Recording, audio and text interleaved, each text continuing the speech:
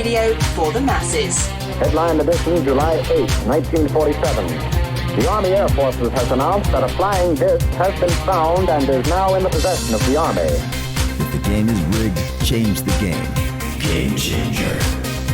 I occasionally think how quickly our differences worldwide would vanish if we were facing an alien threat from outside this world. This is Fade to Black with your host, Jimmy Church, on the Game Changer Radio Network and KGRA, the Global Radio Alliance. I need your help to get to the year 1985. You are listening to Fade to Black with Jimmy Church on the Game Changer Network.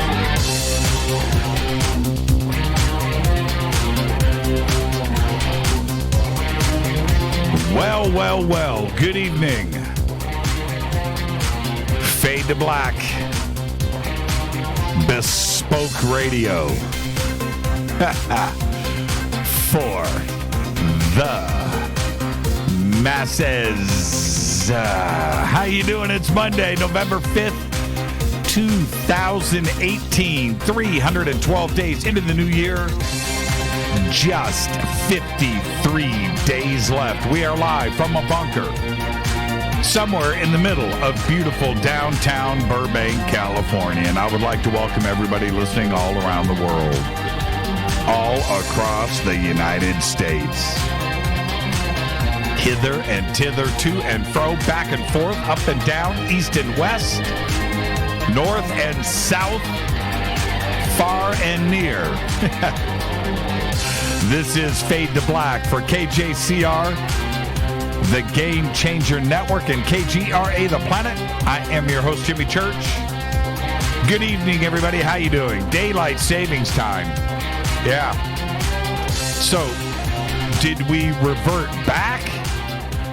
We got an extra hour of sleep. I see, like right now it's 8 o'clock, right? But it's actually 7.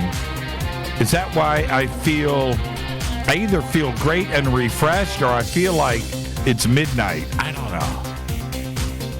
I wish they would stop it. But nonetheless, welcome. And for those of you all around the world that, don't participate in this time change thing, yeah, we're not an hour late. We are right on time.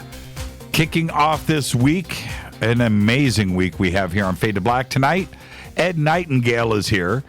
And we're going to be talking about the seasons of the great year. And I'm going to set this up. If you go to jimmychurchradio.com, on the homepage right there with Ed Nightingale, there's a little blue button right there. It says Gallery. All of the images that we will be discussing tonight are there if you are not on Twitter. If you're on Twitter, we will be posting all of the images. There are 35 images we're going to go through tonight on the show in order, 1 through 35. And they will also appear on Twitter.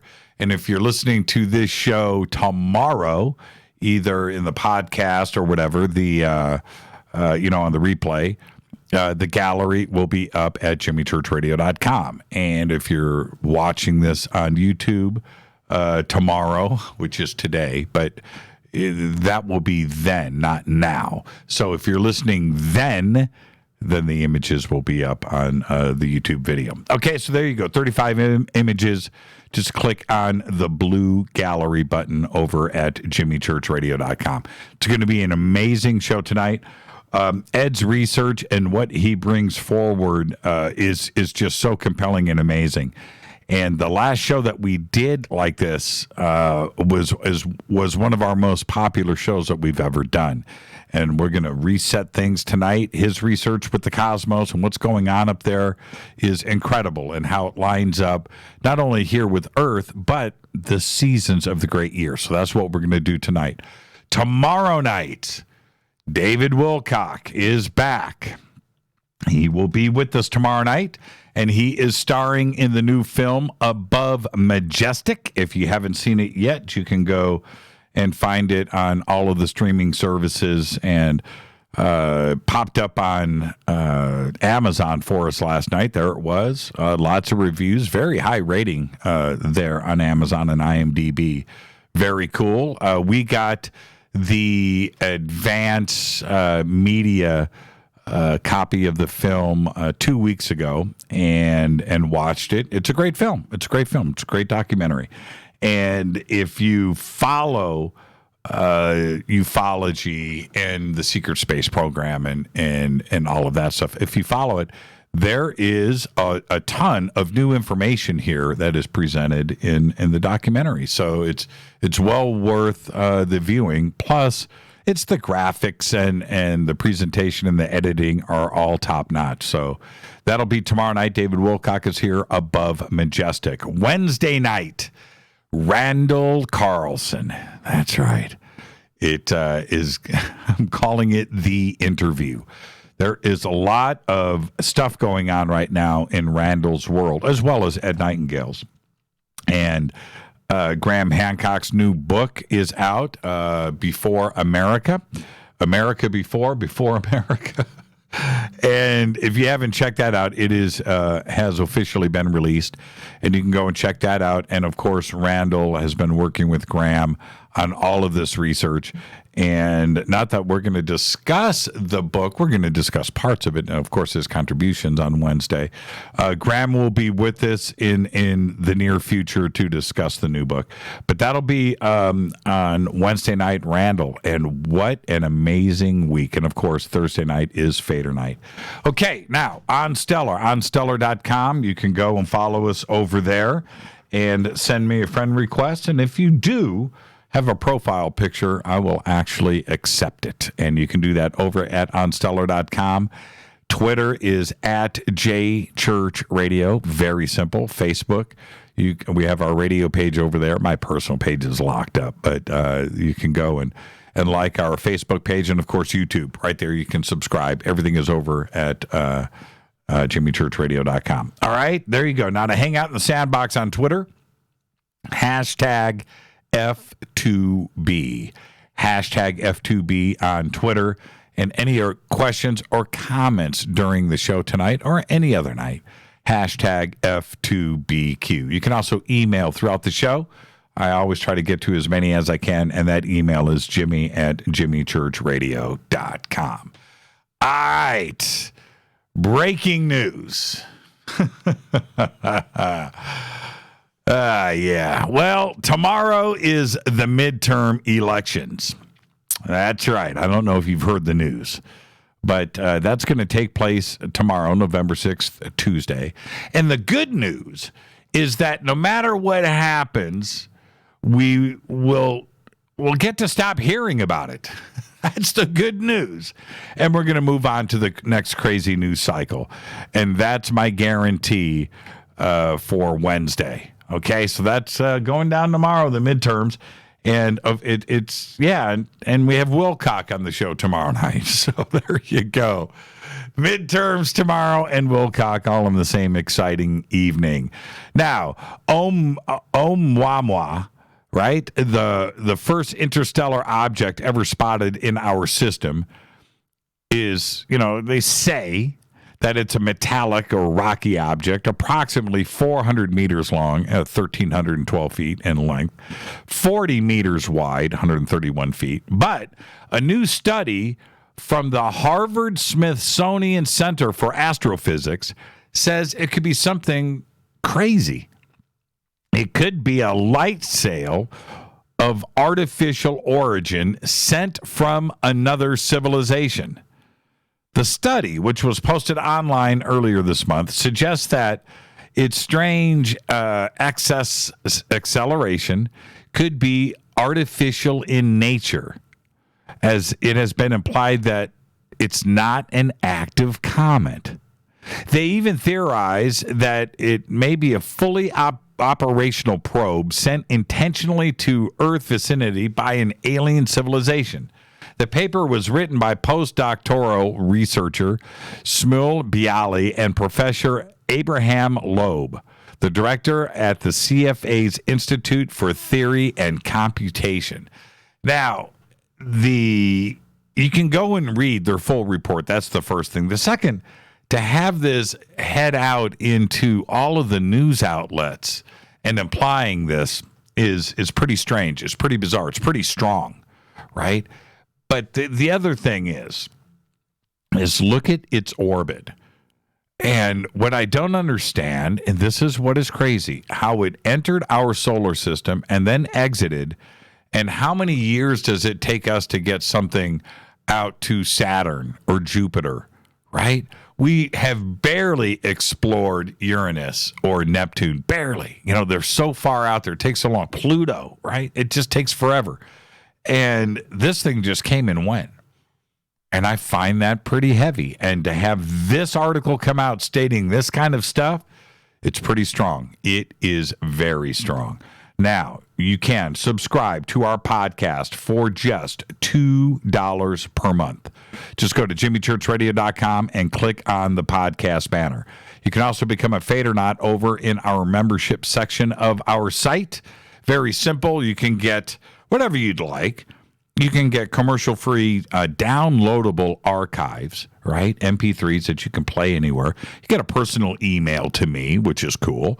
And if you want, you can also get all of that really cool Fadernaut gear, autographed hats and shirts and all of that fun stuff. And, of course, you also get a link to our bunker cam. All of that right there in our membership section of the site. And don't forget, when you're over at Jimmy Church Radio, visit all of our sponsors by clicking on their banners over at jimmychurchradio.com. Let's get the show cracking. Happy birthday to today, Bryan Adams. Yeah, 59 years old. One of Canada's finest exports. Right there. Bryan Adams is 59 years old. Tilda Swinton today is 58, and I think she's one of the great actors of our generation. Also today, Famke Janssen is 54. Tatum O'Neal today is also 54. Youngest ever to win an Academy Award for Paper Moon. She was with her dad, right? Ryan O'Neal. And also the Bad News Bears. All right. OTD on this day in history, 1605. Yeah, it went down. At about midnight or so on the night of November 4th and 5th, a justice of the peace found Guy Fawkes lurking in a cellar underneath the Parliament building and ordered the premises searched. And they found some 20 barrels of gunpowder, and Fawkes was taken into custody on this day, right? The 5th of November. Fader fact, Coca-Cola. Okay, now, again, I have to say this before I announce this Fader fact. Okay? It's been vetted, and this is something you are going to want to share tomorrow. So here you go. Coca-Cola would be green if food coloring wasn't added to it.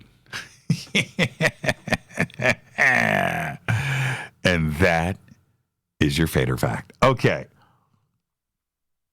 Tonight, Ed Nightingale is here. We're going to be talking about the seasons of the great year. There's a blue gallery button over at jimmychurchradio.com where the 35 images in order that we're going to be discussing tonight are posted. So you can go there. Tomorrow night, David Wilcock is back. He's starring in the new film Above Majestic. Wednesday night, Randall Carlson. And we're going to be discussing Us on Wednesday night. And Thursday night is another Fader night with open lines all night long. Okay, so a couple of announcements here. We have a new website that will be launching on January 1st, which is a Tuesday, which will have a streamlined membership area. It's going to have a really cool marketplace with some new awesome Fade to Black gear. It's going to have easier access to the archives. It's going to have a new Fader Night gallery and, of course, a fresh, updated look in the latest web technology. And another exciting announcement is that starting this Thursday, Teresa Yanaros will be our new voice on Fader Night, taking over for John Rappaport.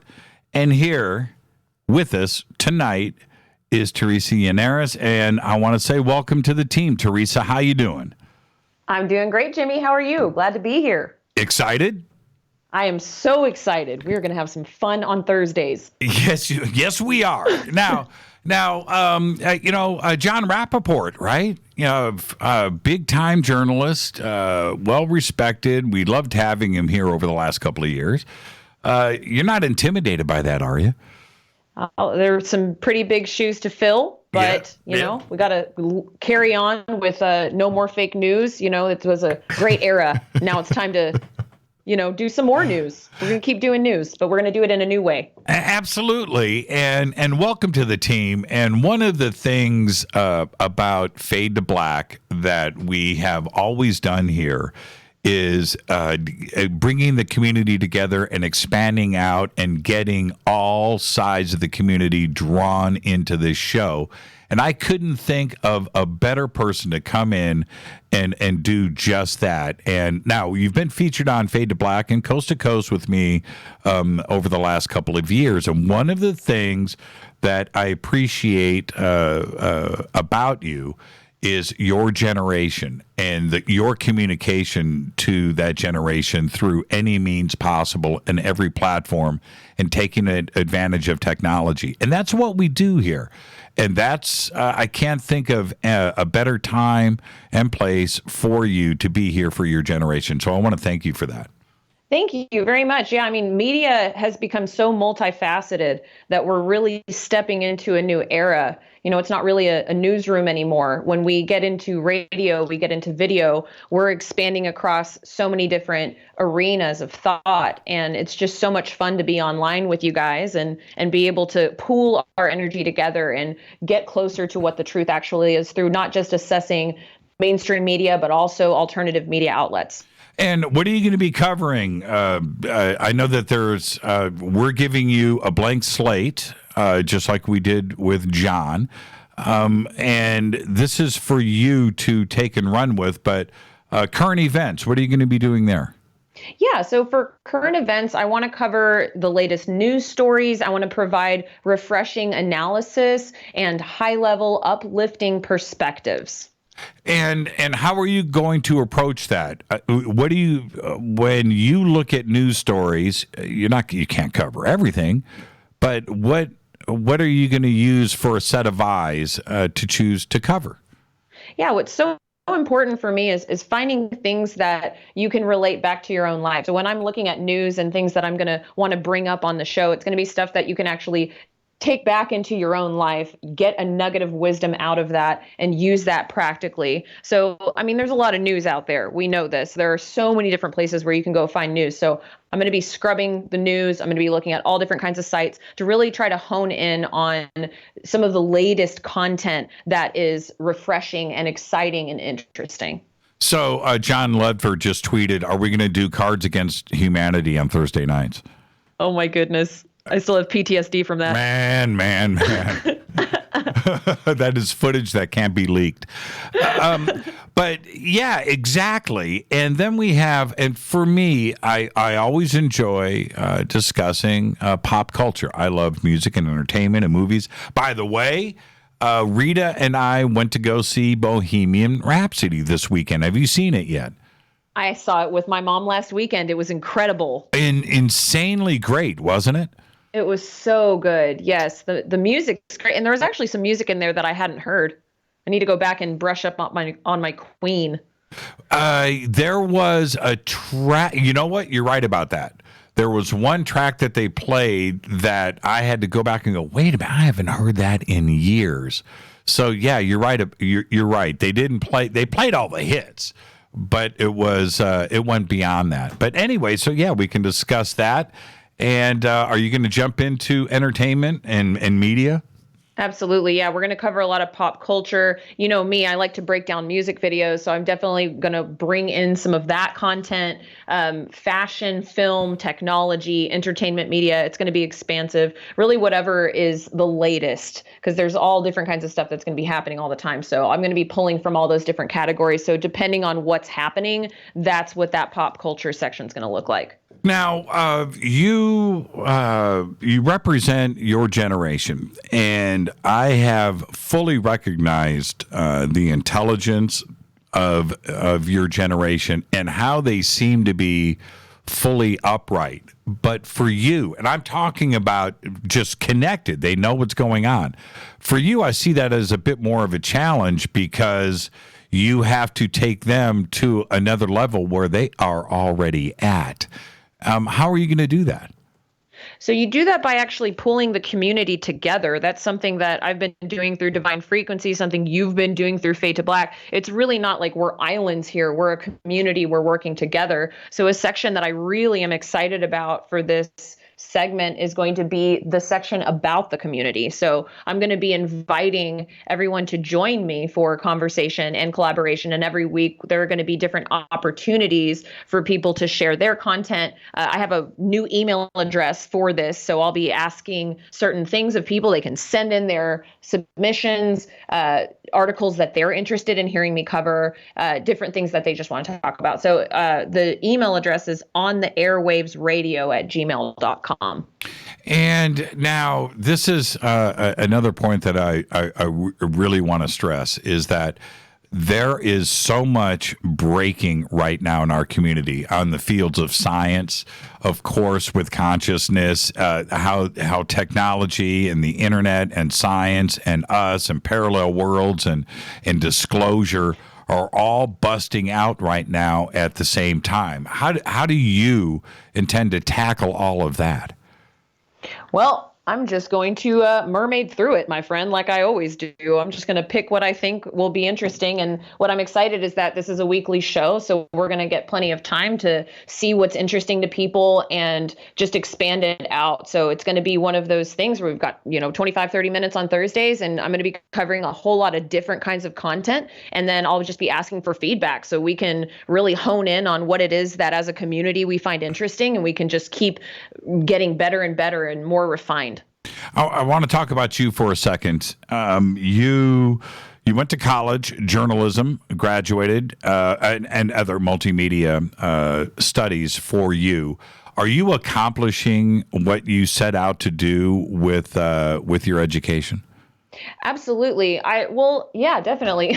I've been passionate for a long time about uncovering what's hidden behind mainstream media. So coming into alternative media, as you know, Jimmy, I look up to you a lot. I've been listening to your show for quite a few years now, and it's very humbling to be a part of this community and to have an opportunity to step out and rally the troops, because like you're saying, we're all researchers. We're all working to figure out what's going on around here. So I just love to be here, and I love to be doing this work because I truly feel like this is the work that's going to change the generations below us and inspire them to continue seeking what's actually happening and not just continue to keep putting those images and messages in their heads blindly. We have to become conscious creators. We have to become conscious consumers.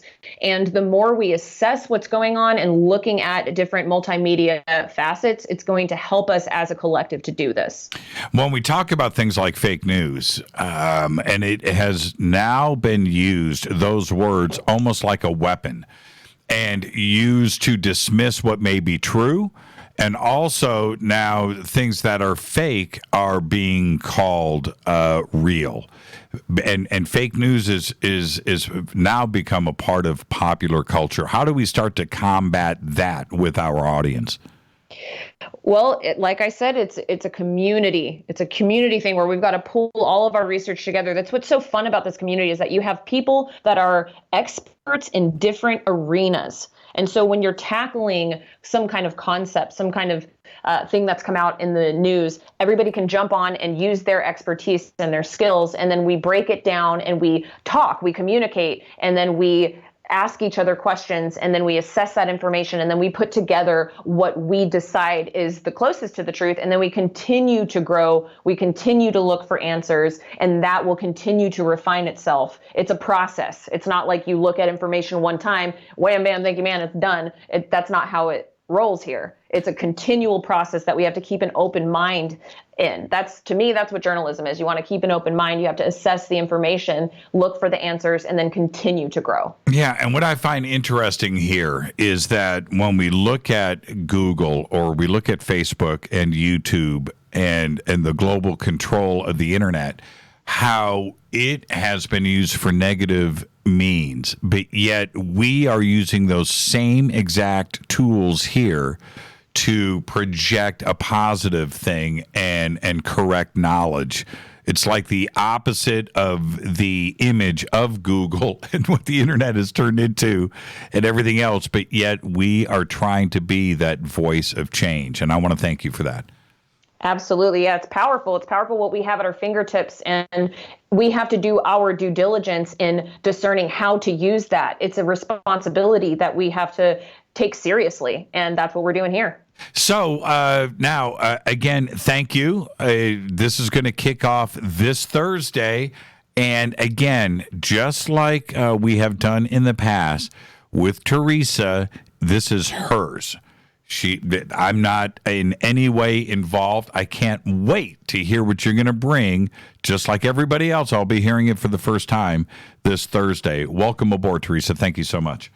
Thank you so much, Jimmy and Rita and Fade to Black. I'm so excited to be a part of the team. It's going to be so much fun.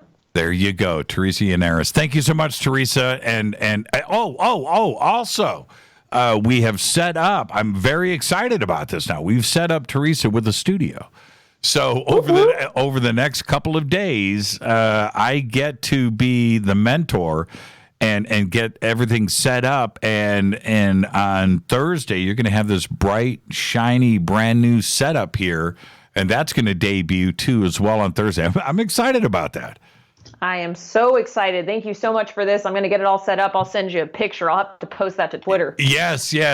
We will. I'll make that announcement on Thursday, but I can't wait for the picture and more on that on Thursday and who is involved with that. But again, very excited, Teresa, and I'll speak to you soon. Thank you so much. All right. See you Thursday. Thanks for having me. Teresa Yanaros. Oh, the show was called hold on a minute here. They've got a very cool. Have you posted it, Rita? I don't want to speak out in advance. Okay, it is up. Okay, it's called Divine Frequency on the Airwaves. I can make the announcement. It is up now. There you go. Kicking off this Thursday. Teresa Yanaros on Fade to Black. Now, I'm going to get out of here because when I come back, we're going to be joined with Ed Nightingale, and we're going to be discussing the seasons of the great year. I'm your host, Jimmy Church. This is Fade to Black. Thank you so much, Teresa. We'll see you Thursday. Oh, she's already gone. I tried to sneak her back in.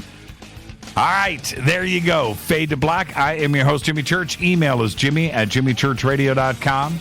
On the Game Changer Network and KGRA The Planet. This is Fade to Black, and I'll be right back with our guest, Ed Nightingale. Stay with us.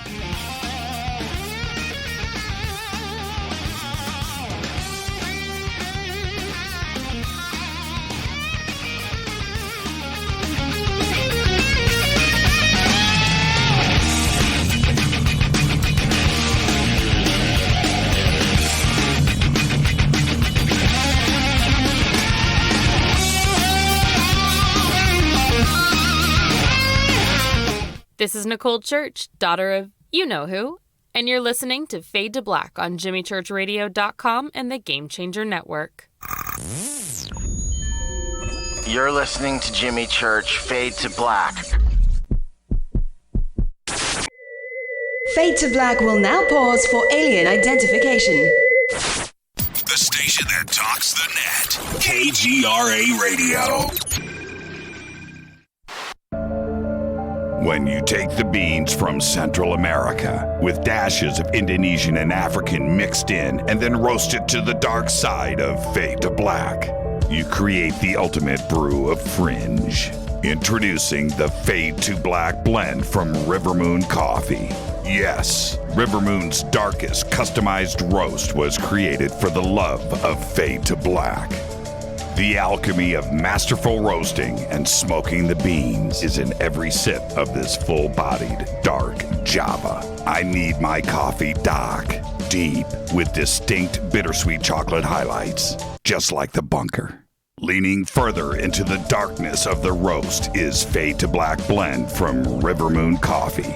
Just click on the banner at JimmyChurchRadio.com and use the promo code F2BBLEND for 15% off of your order today. Gobekli Tepe. This is Jimmy Church of Fade to Black, and you can get our podcast for just $2 per month. All you have to do is click on the podcast banner over at jimmychurchradio.com. Times are changing. The circus of politics, healthcare's low standards and high prices, and let's not forget food quality. What to do? Arm yourself with Life Change Tea at getthetea.com. In a world of chemical imbalance and poor air and water quality, it's time you make a move.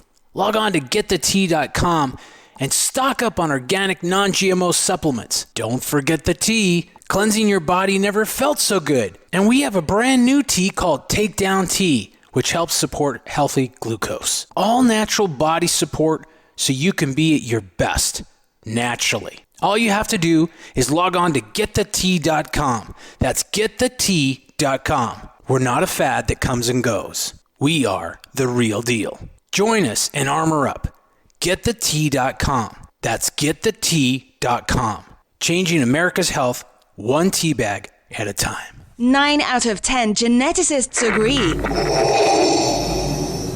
Fade to Black is not your father's radio show on the Game Changer Radio Network and KGRA, The Planet. Do you want to lose weight but have no idea where to begin? The Fast Start Diet, a 3-day weight loss plan, is the answer. 3 days of nutritionally balanced, calorie-restricted meals delivered right to your door. No shopping, no measuring, and no cooking. Everything is prepared for you and ready to eat at home or on the go. The Fast Start Diet has all the amazing benefits of intermittent fasting without starving. We've helped thousands of people who have struggled to reach their weight loss goals. Isn't it time we helped you? With the Fast Start Diet, you'll lose weight and feel great. Find Fast Start Diet on Amazon or go to faststartdiet.com and use promo code TALK to get 10% off your first box. And as a special bonus, Fast Start will include their #1 rated Lipo3 appetite suppressant spray free with your order. This is Jimmy Church. And whatever your diet plans are, do what I did. Go to faststartdiet.com. Hi, this is Rob Reiner from Anvil, and you're listening to JimmyChurchRadio.com. What's up? I'm Chris. What up? This is Kyle Massey, and you're listening to Jimmy Church Radio.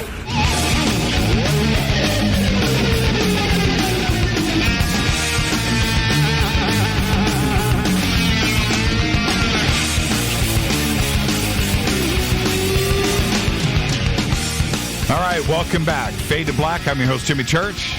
How cool is that? Fader night. Teresa Yanaros. There you go. All right. What a great week we've got lined up. Tonight, Ed Nightingale is here. Tomorrow night, David Wilcock. Wednesday night, Randall Carlson. And then Thursday night's another Fader night with Teresa Yanaros, followed by open lines all night long. Tonight, it's Ed Nightingale.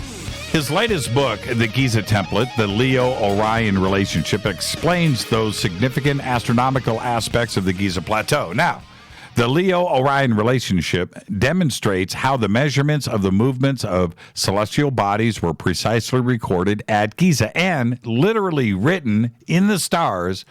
And these pictures tell that story of a cyclical nature of the world that we inhabit and how our ancient ancestors were warning us of the cyclical climate disruptions associated with specific geometric alignments within the cyclical movements of Leo, Orion, Sirius, and the Pleiades. Tonight, Ed is going to discuss his latest research and reveal the seasons of the great year, the celestial alignments with the great year, and how the timing is in step with major events throughout history. Of course, his website is the Giza Template. I would like to welcome back to Fade to Black, and I'm excited, Ed Nightingale. Ed, good evening. How are you? I'm doing great, Jimmy. How you doing? You're on the show, Ed. It's a perfect night. we want to hear from you. How you doing? Right? How you doing? How you doing? All right, now I want to warm up everybody. If you go to the website, jimmychurchradio.com, there is a blue button right there. It says Gallery, and you click on that, and all 35 images in order that we are going to cover tonight are right there. And also, if you are not on the website, you can go to Twitter, and we will post everything up in Twitter too in order, starting with slide number 1.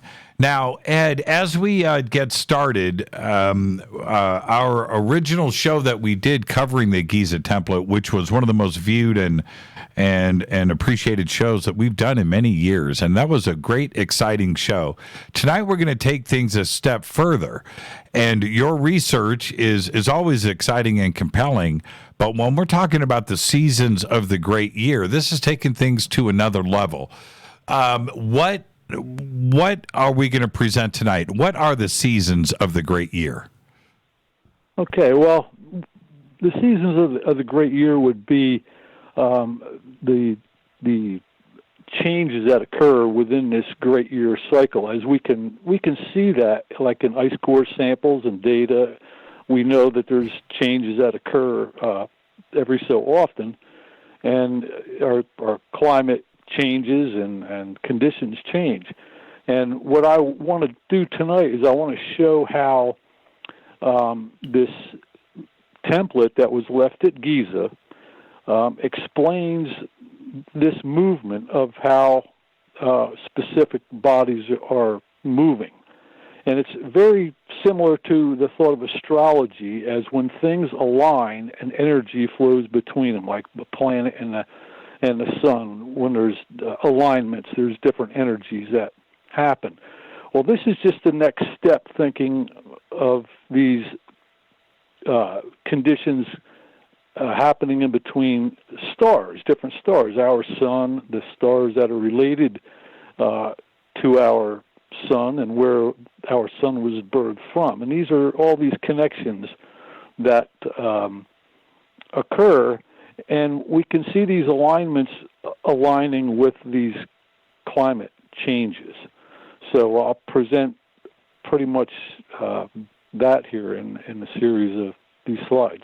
Now, just like the Giza template, as the numbers and the evidence and the math and the cosmology started to line up for you, minds get blown, including yours. And here we are now with the seasons of the great year. And as this data started to assemble itself, what went through your mind? Yeah, it's quite profound, and you know, the implications here are that, you know, there's a couple of different camps on what's causing these conditions to change over time, and you know, when you recognizing that in this pattern here, it was it's still, you know,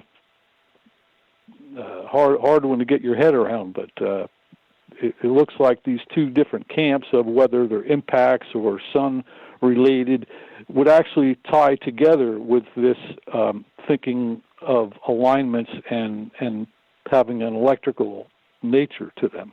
Yeah, and when the Giza template, and especially after that show, I couldn't help but think what professional academics should do with this information. You know, do they go into denial mode? Do they ignore it? Or is this something that they should absolutely appreciate and grasp and start to contemplate? And now we're going to go through the same thing with the seasons of the great year. Why is it that professional academia just doesn't want to admit that this is real? Well, it just changes their whole paradigm. I mean, you know, they're brought up with old school thinking, and it just doesn't apply, you know. And I've got the evidence that proves this, and I don't say that, you know, puffing my chest up whatsoever. But the information is here. I'm just pointing it out. I didn't create this template. I simply recreated it using, you know, their instructions. Whoever was really responsible for putting this all together. It's there, and anyone can go step by step through this and learn this and understand this. And it is so beautiful and answers so many questions that the academia absolutely should be looking at this, but I think a lot of them it's just, they'll go to their graves believing what they believe, and it'll be for the young people to kind of pick this up and go. But it's all provable stuff that I'm showing here. And one of the things as we get into this, and everybody can go and open up slide number 1, which is the basis of everything. So we're going to start there. But the knowledge that we have of the stars today is something that we are coming to terms with and learning more and more every single day. Just not even a generation ago did we have the knowledge that we have today and what we are learning today and tomorrow. It's advancing at a fast rate. But what we're also finding out with cosmology and what is going on with the universe and galaxies and all of the zodiacs and the constellations is that, we're understanding more and more today. But the ancients already had this knowledge, and we are finding out as we start to unravel the universe and the stars and the constellations, as we're starting to understand more, the ancients were already there in front of us, and then we've got this large gap of amnesia. How is it, Ed, as you do this research, how is it that the ancients had this knowledge? Did they have telescopes? Did they have some high technology? Were they given this information from somebody else? How did they possess this knowledge that you're unraveling today? Yeah, that's a good question. I mean, they had to have a high degree of technological tools to really map this system the way that they have it mapped here, and I don't know. And the numbers, it's really incredible, the distances between our stars that we'll be discussing tonight and how they're all harmonically related, even numerically. It's really incredible, the distances, and so, they had to understand it to very high degree, in fact, higher than mainstream lets on. And let me be clear about something here, too.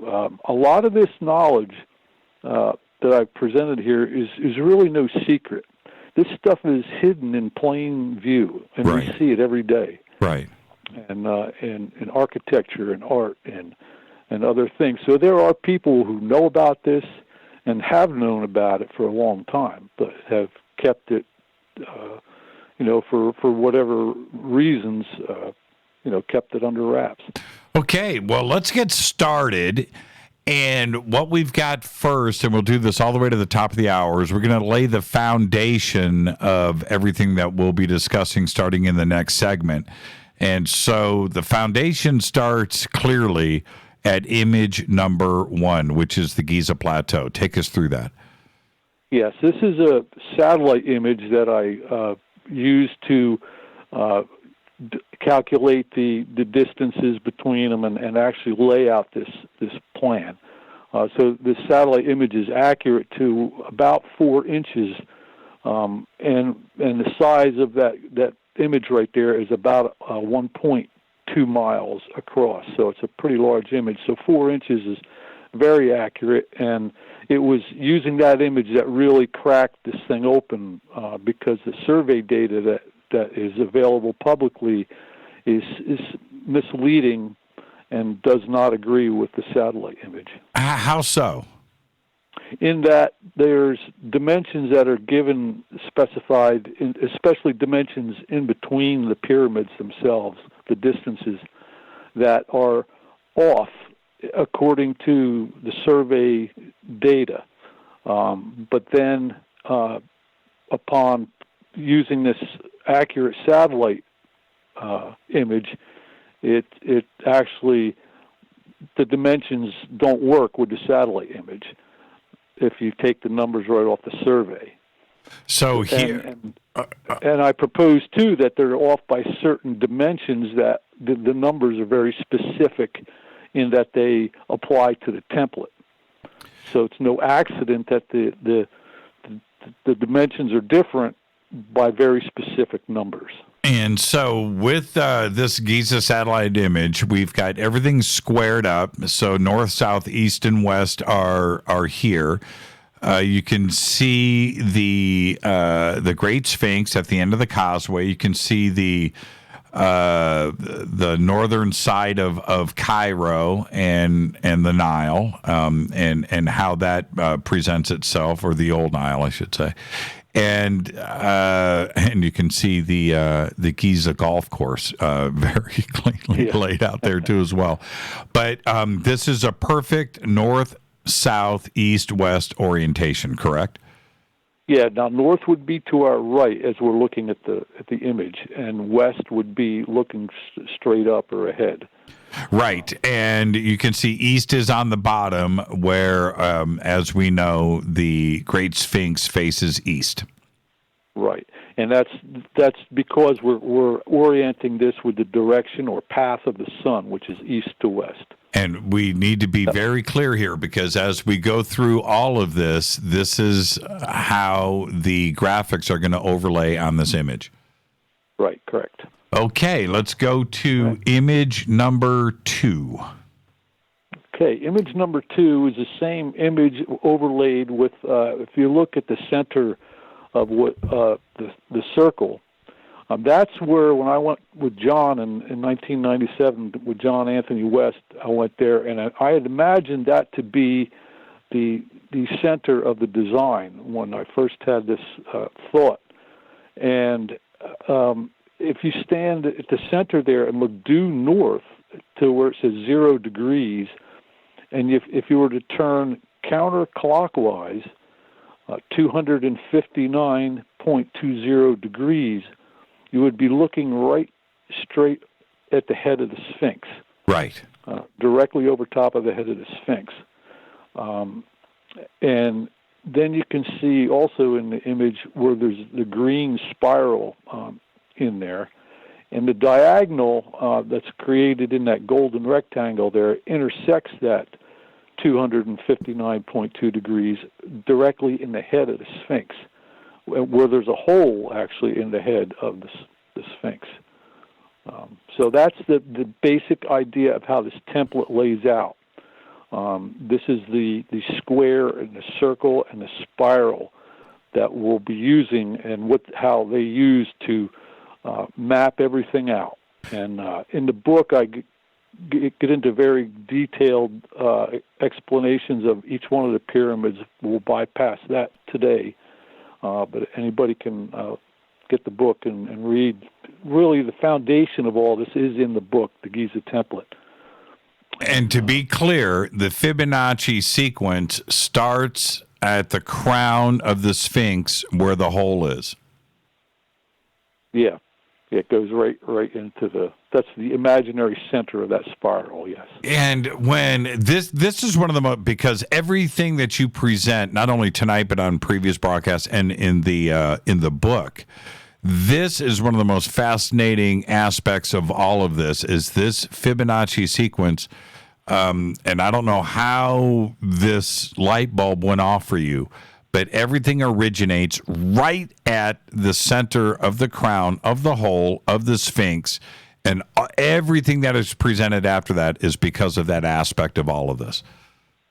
Yeah. So they, like I said, whoever did this had a very high understanding of this whole motion, and this isn't something I'm making up here. This is pretty real stuff. Yeah. Okay. So on the western side of the Great Pyramid, that is 0 degrees.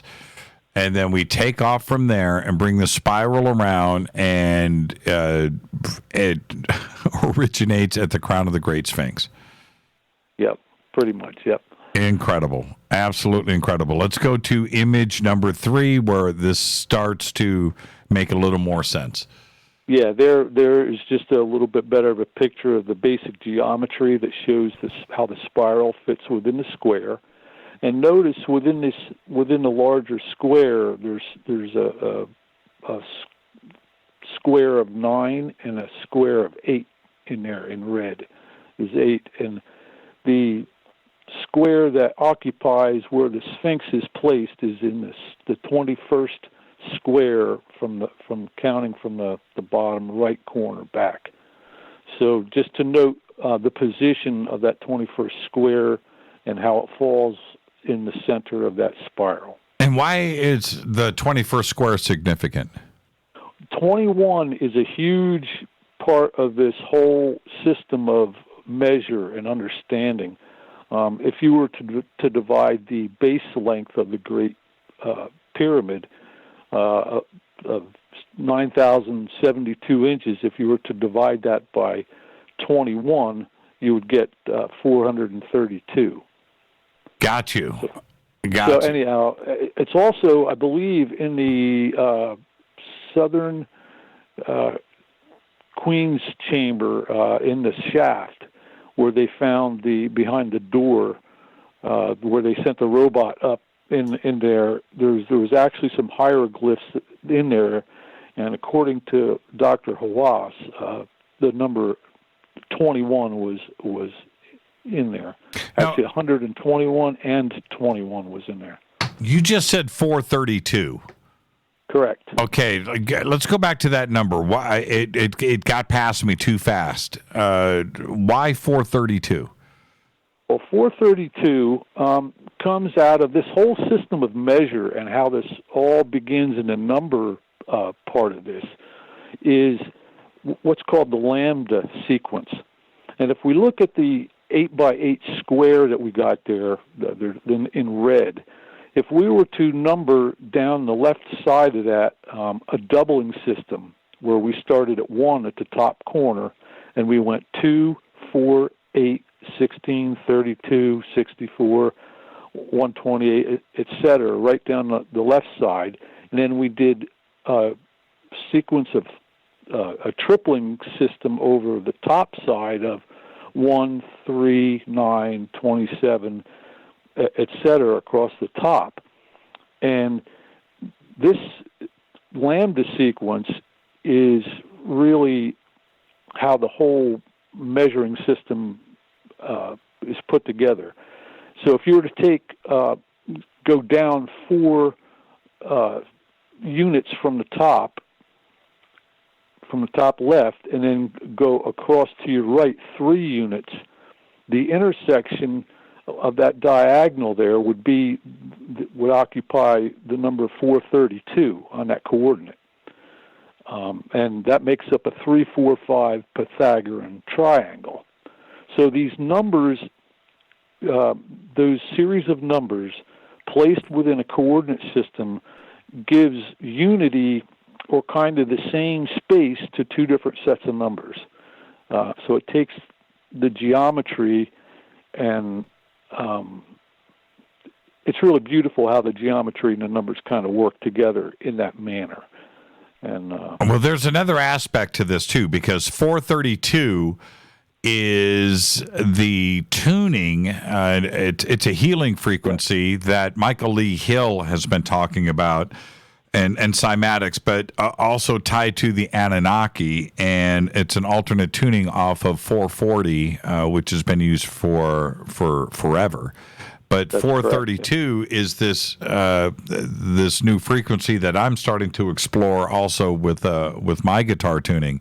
But for you to bring it up like that with the 3, 4, 5 and Pythagoras is very interesting to me. 432, that number didn't just fall out of the sky in what you're presenting here. There's a connection.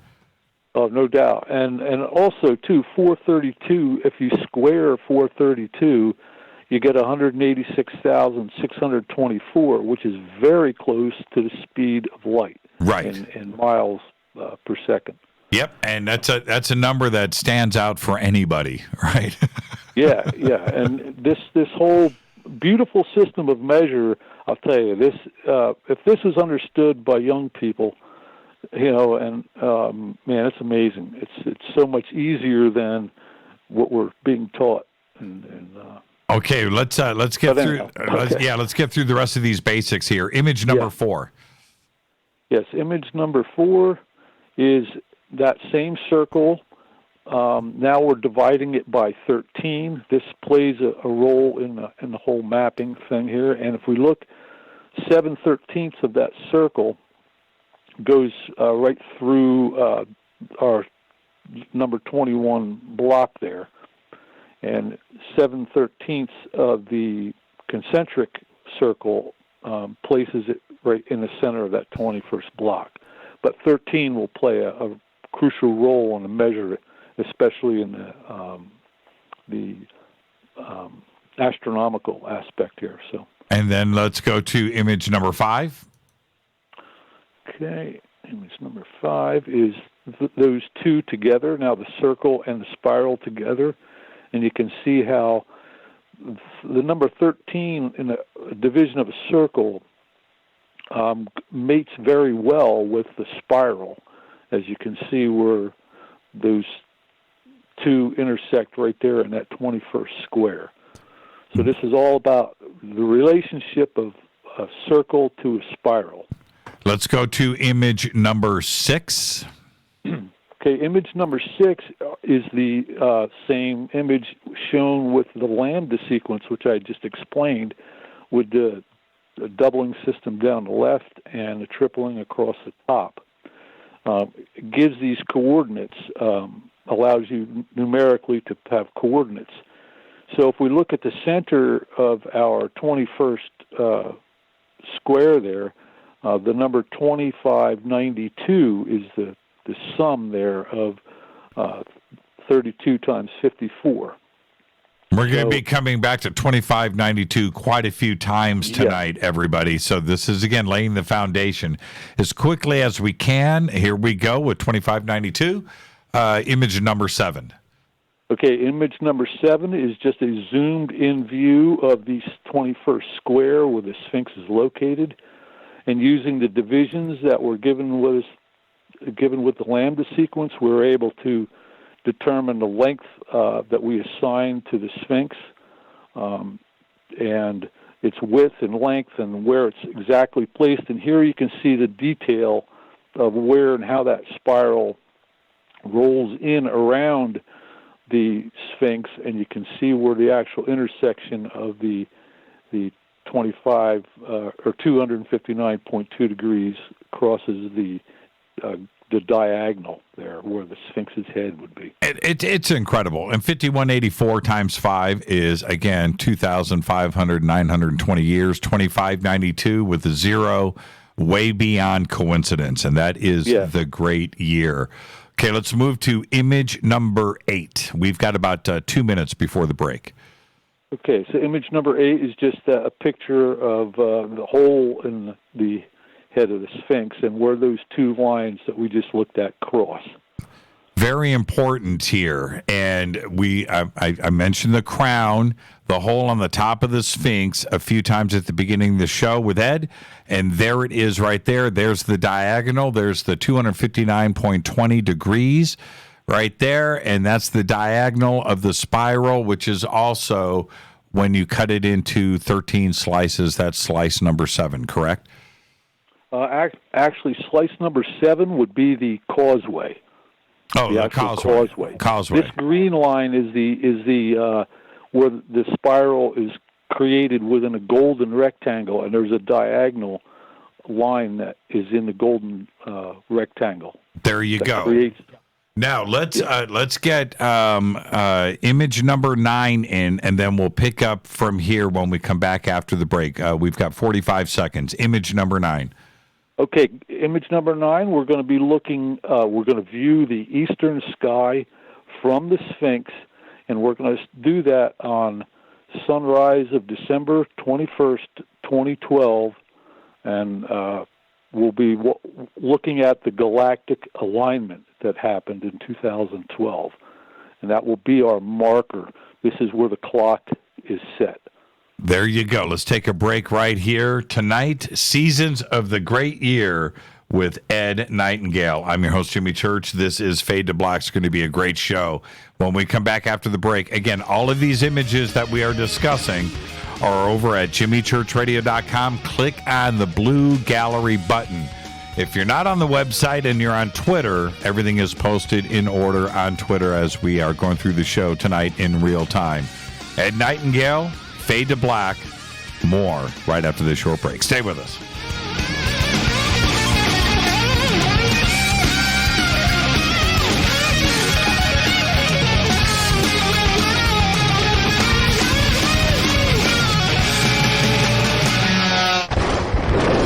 This is Fade to Black with Jimmy Church on the Game Changer Radio Network and KGRA, the Global Radio Alliance. This is KGRA Digital Broadcasting Station, Salt Lake City, Utah, Van Buren, Arkansas. Folks, this is very important information. What's to be said about CBD? AncientLifeOil.com. Our CBD is made from hemp and has 0.003 THC, which means this wonderful product won't get you high, no matter what amount you take. What does CBD do for the body? My hands are tied. But you can Google CBD benefits and be astounded. When you're finished reading, you'll want to log on to AncientLifeOil.com. That's AncientLifeOil.com and purchase. Life is good when you feel good. People are tired of pain. People are asking for non-GMO organic products to help them with you fill in the blank. Legal in 49 states, and again, our CBD is made from hemp. Ancient Life Oil is about helping people one by one by one. If you wonder how good the product is, the CEO takes it every day without miss. AncientLifeOil.com. That's AncientLifeOil.com. Have a great day. Hello, I'm Katie, and you're listening to my main man, Jimmy Church, on JimmyChurchRadio.com. Hi, this is Ray Hobbs here, repping the planet, and you're listening to my good friend, Jimmy Church, Fade to Black, on the Game Changer Network and the KGRA Digital Broadcast Station. This is Toby Kebbell. You're listening to JimmyChurchRadio.com. Don't hurt me, Jimmy. I'm only little. Hey, I'm Adrian Grenier. And this is Ari Gold. We're the Honey Brothers. Yes. We are of the Honey Brothers. Hey, I'm Adrian Grenier. And I'm Ari Gold. We're the Honey Brothers. And you're listening to Jimmy Church. The Revolution. Reclaim your active lifestyle with Angioprim. Angioprim is the original liquid oral chelation supplement. Chelation helps remove toxins, heavy metals, and cholesterol in your veins and arteries that can cause blockages. Scientific research proves the active ingredient in Angioprim has superior oral chelation action that helps promote cardiovascular health. Find out more. Go to angioprim.com. Talk to a trained consultant by calling Angioprim toll-free 877-882-7221. This is Jimmy Church of Fade to Black, and you can become an official Fadernaut by just going to our membership section at jimmychurchradio.com.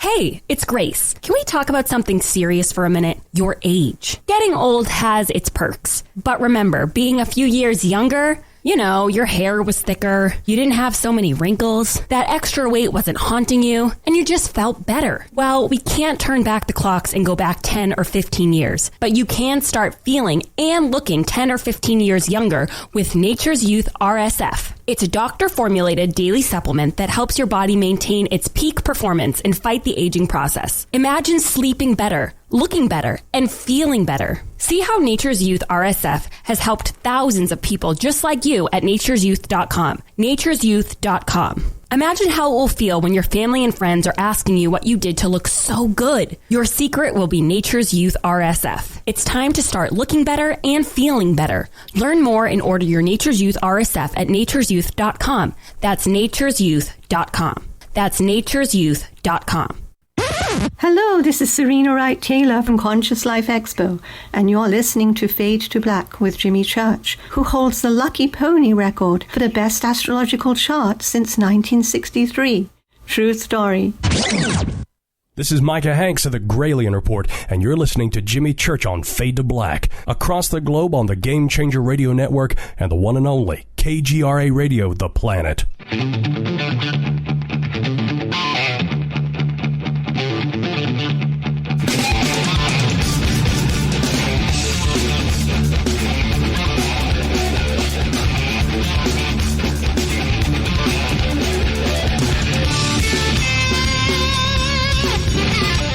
Welcome back, Fade to Black. I'm your host, Jimmy Church. Our guest tonight, Ed Nightingale. Seasons of the great year.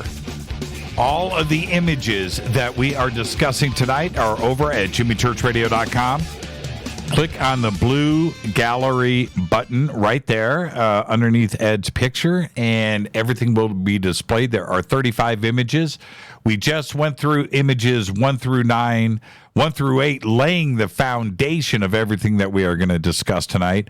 We just went through image number 9, which was December 21st, 2012, the horizon there in Giza. Let's move to number 10. And Ed, pretty soon here, we're going to be getting into the actual seasons of the great year, aren't we? Correct. Yeah, just have to set this up so we know what we're looking at. So, okay, so we just looked at the 21st of December 2012 from the Sphinx. And let's just hold on at 9 for just a second here. Okay. And let me just explain that we're looking at the galactic alignment there, where the sun, we're looking at the sun on the horizon with the galactic plane or galactic center directly behind it. And the constellation that we're looking at right directly above the sun there is Ophiuchus. And just to note that there are the asterisms that are used in the constellations of the zodiac and others. These asterisms were not just put there willy-nilly. They were planned, and they're pointing at specific things and markers. So we'll note that the leg there of Ophiuchus is touching the ecliptic, that the path of the sun, and it's at a 23.5 degree angle, which is the tilt of our Earth. But we'll be getting back to that point. That's a critical point that yes, it is. For us to pay attention to later on here. Okay. So we could go to 10. Let's go to 10. Okay, now we were at 0:00 hours, 0 minutes on December 21st, 2012. Now we have rolled the clock ahead to 12 hours, 21 minutes, and 12 seconds after zero sunrise.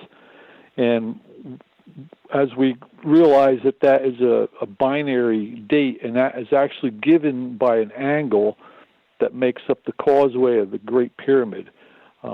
So that number there, the 1s and 2s, are not accidental. They come from the causeway of the Great Pyramid, and it's a binary clock setting, if you will. And if we look on the horizon now, we see Sirius is directly on the horizon, and the great Orion Nebula, M42, or Orion's Sword, is right at 21 degrees off of the horizon, above the horizon. And just the angle between, if we look at the top of the page here, we can see the Pleiades in yellow, that little yellow spot where the dotted line goes to is Pleiades, which is 11 degrees off of the vertical. And they were measuring these movements between Sirius, Orion's Nebula, and the Pleiades, and how they revolve. So that's what they were tracking. And this is the kind of the clock setting right here. And I remember mentioning this on the last show when we got to this image. It's also Rush's greatest album, 2112. And exactly. I just got to say it, Ed. I'm sorry. I can't escape that. Okay, now this is really starting to tie things together. Image number 11. Okay, image 11. Now, all we've done there is just we zoomed way out so we can see a much broader field of the sky. So this is the December 21st, 2012 at sunrise, and we can see now Ophiuchus is there in the background. We can see its angle of 23.5 degrees. Now, if we're going to watch the galactic alignment here, we're going to roll the clock back, and we're going to find the next time that a galactic alignment occurs. And this one we can see with Ophiuchus in the background. And if we go to the next one, and there's a mathematical equation too, by the way, if you look at the top of the page, right, that shows precisely how to get to this next date of 24,447 BC. So if we go ahead and go to the next slide. Image number 12. Image 12. Now, if we, using that mathematical equation, we go back to the year 24,447 BC, and we can see that there's another galactic alignment there. This time, Orion is, the club of Orion is actually right at where the would be helically rising there, or the sun rising. So right where Orion's club is. So that would be halfway around the circle. So our galactic alignment was halfway through a cycle after approximately 25,000 years. And now look at the time in yellow there, that's highlighted in yellow. 12/21, 2012, 0. Right, so at 20 hours and 12 minutes after sunrise now is where the sun is coming up on our horizon, meaning that the sun has moved position by a difference of 20 hours. But notice that the hours, 20 hours and 12 minutes, or 2012, that's actually the date of the future galactic alignment of 2012. That's right. Yeah, so it's pretty bizarre. Yeah, it is. It's so fascinating to me. I know. It's just so fascinating to me. Let's go to, again, number 13, image 13. Okay, 13. We just went back. Now we're back to our 2012, and we can see that the 20 hours and 12 minutes is actually making the year 2012. So we're back. We can go ahead now to the image 14. Yep. Okay, so now what we're going to do is, we were looking at the ecliptic from its edge view when we were just looking at the horizon. Right. So we could see the path of the sun that went on an angle there. That was from the edge. Now what we can do with Stellarium, and this is in particular Stellarium software I was using, we can manipulate it so we can view that ecliptic from its axis view. In other words, see it in a circular form. And this is the way that most people will recognize the constellations of the zodiac in this view here. Excuse me. So in this circular view, we're going to be looking at the constellations of the zodiac, but note here that our degrees, how this will be mapped out, will be our 0 degrees to, which would be our north kind of orientation to the right of the page, would be where 0 degrees starts and goes around to 360 degrees. The same way that we had Giza oriented with slide number 1. Correct. You got it. Okay. Okay. Let's Next. image 15. Okay, image 15 now, that's just a little bit more of a view of the constellation, the pictures of the different constellations there, make it a little easier for you to see. But I'm also showing here now, too, the divisions of the hours, because this is going to be now in time. So if we look to our bottom, which would be our east, we would see 0 hours and 24. So that would be 0 hour would be toward our east, and 12 would be to our west. And you can see how that we're indexing the hours with the degrees, how they lined up. And also in this picture, we can see our current pole star is Polaris. Now our pole star changes over 25,000 years.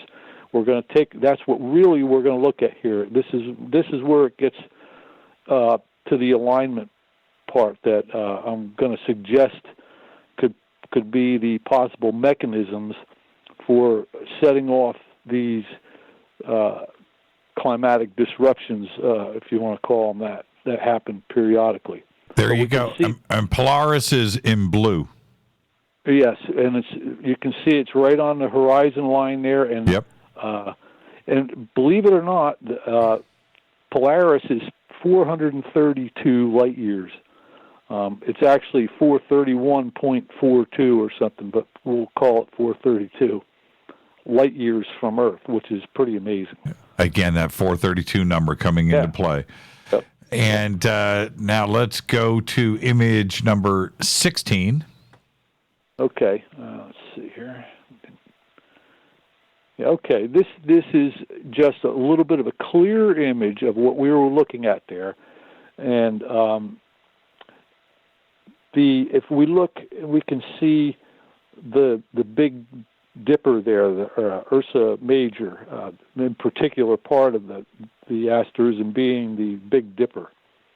I was taught when I was young that if I ever wanted to find the North Pole, I just had to look at the Big Dipper and follow the front edge of the Dipper, and it'd point right to the North Pole, Polaris.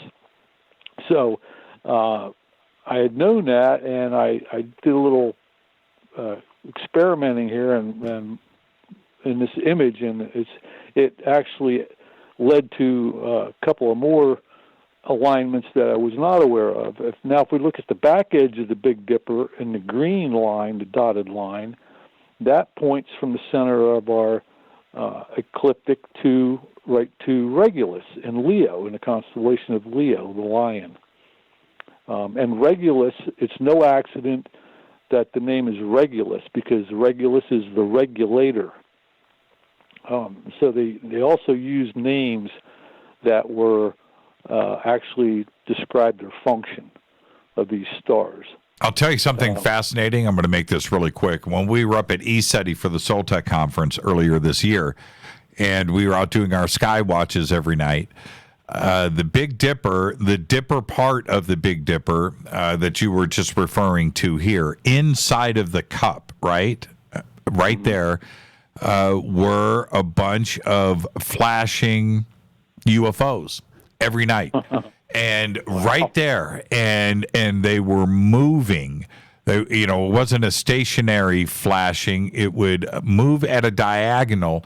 So when you're looking at the Big Dipper, the upper left-hand corner of the cup, right, where the angle is, it would start there and then move down at about 45-degree angle and move down and just flash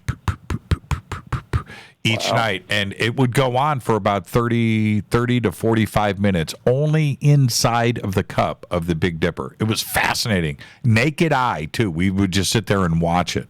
Wow. Yeah. Well, I never quite figured out. I don't know what's going on, but it was inside of the cup of the Big Dipper.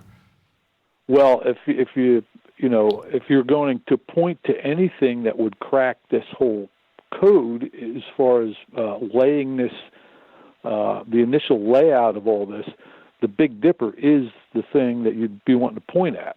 That's right. That's right. Because we're going to get it. There's even more to it.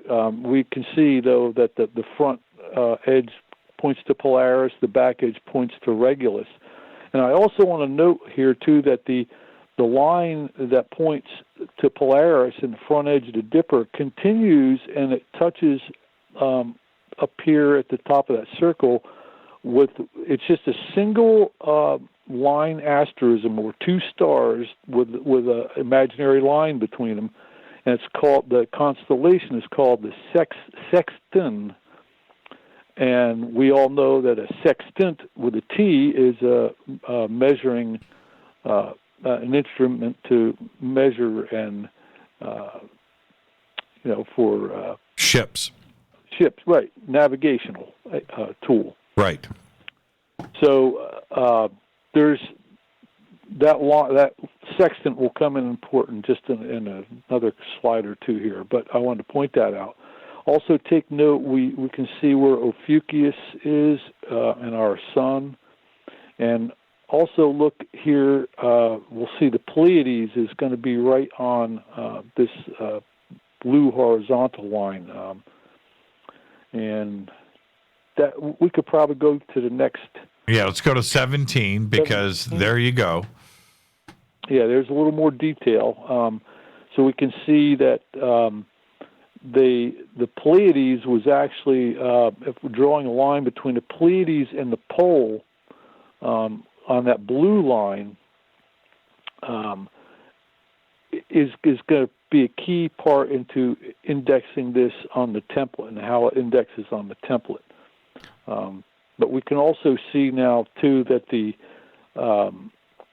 we got the constellation of Orion there with the red dotted lines going to the nebula. And if we look in particular from the Orion Nebula at the lower red dotted line goes right through the center of our ecliptic view and touches right on the where Ophiuchus touches the ecliptic that we looked at sunrise there. So exactly 180 degrees opposite of that point from Ophiuchus is Orion's Nebula. And as that line goes through, it actually touches the tip of the horn of the bull of Taurus. If we can see, there's a little red, white dot there on that line, the dotted line that goes to Orion's Nebula. Right. And there's the constellation of Auriga and Taurus, both right there. And interesting about that star is the only star in all the constellations that share two constellations, Taurus and Auriga. And the other interesting point about that is right very near that would be the anti-center of the galaxy, which would be opposite of the center of the galaxy, which we were viewing. So that's this is all viewed from the Sphinx. This would be yes. This is the picture of the sky. Now you would need the software to view it in this view. Right. But all those alignments are there. Yes. Let's go to image number 18. Okay, image 18 is just I guess a little bit more of a detailed view of what we were looking at, and it shows here the significance of the constellation of Cygnus, which is the Northern Cross, and the center star in that is a dividing line that divides that circle in the blue dotted configuration. And notice that blue line actually touches like would be the head of the lion in Leo, and comes down and goes right through the center of the Northern Cross or Cygnus. Which goes all the way out to Sirius, and it goes through and over to Libra. That's a pretty interesting alignment right there. And you can see what they're doing there. Those white dotted lines are the scales of Libra. If you can see that constellation. Yes. Those lines, they formed those lines to point at certain things. So you can see that the top one there, points right to Sirius, and then the other lines point to different places. So that's what I was saying before. These asterisms were not just randomly chosen. They were done by taking specific points in the geometry that they wanted to point to, and they would lay a ruler or straight edge across this mapped, even if it was hand charted, where these stars were, and they would pick the stars that would be able to match up straight lines to, and point out all these important parts of this map. It's a mapper of the trajectory, of our sun and our solar system as it moves away from its origin of birth. And I believe, according to what this map tells me, is that the sun was birthed out of Orion's Nebula along with Sirius and the Pleiades. Now let's go to, I'm looking at the clock here. Let's get to image number 19 because this needs some explanation here. Okay, image number 19. We're looking at the same exact image we just looked at, except now we took our template, the picture there that had the circle and the spiral on it, and that division of 7/13 that was the causeway of the Sphinx. And we aligned that right to our sextant.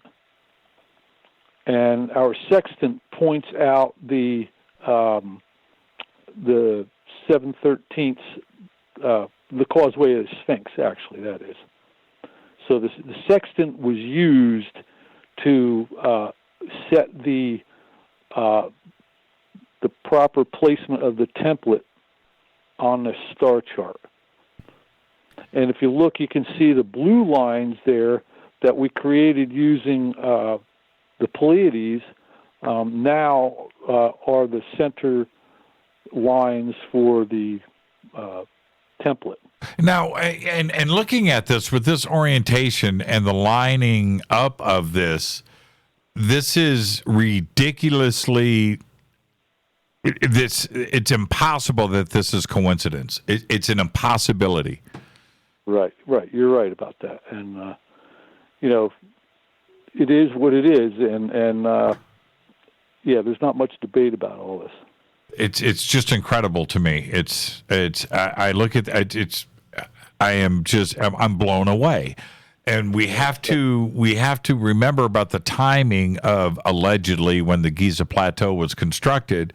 Let's just say if we went with conventional academia, at 3000 BC, 2650 BC, pick the number, it doesn't matter to me. They did not have this knowledge. If we are to believe what they are telling us about the chronology of man, right? Stone Age man, this is before the Bronze Age, this is before everything, but yet this is lining up like this. So there's something else to the story here, Ed. No doubt. And to even just, if everybody grasps this as well, they were drawing or making a template of an alignment that just occurred in 2012.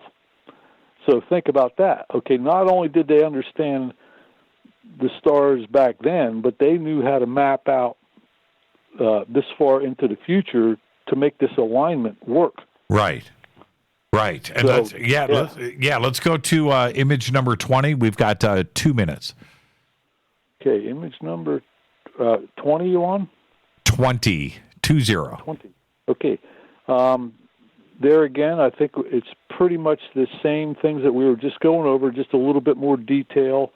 It's just showing where the Pleiades and Taurus and we pretty much went over that.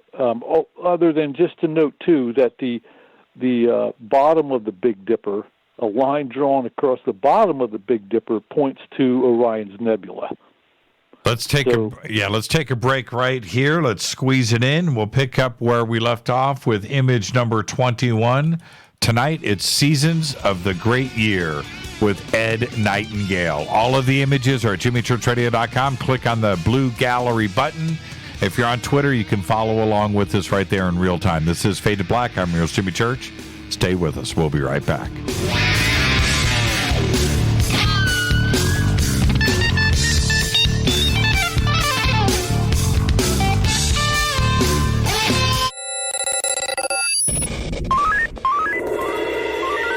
Way out here, we listen to Jimmy Church. You're listening to Fade to Black. Always on the edge of the hottest alternative talk. Jimmy Church with Fade to Black. KGRAradio.com.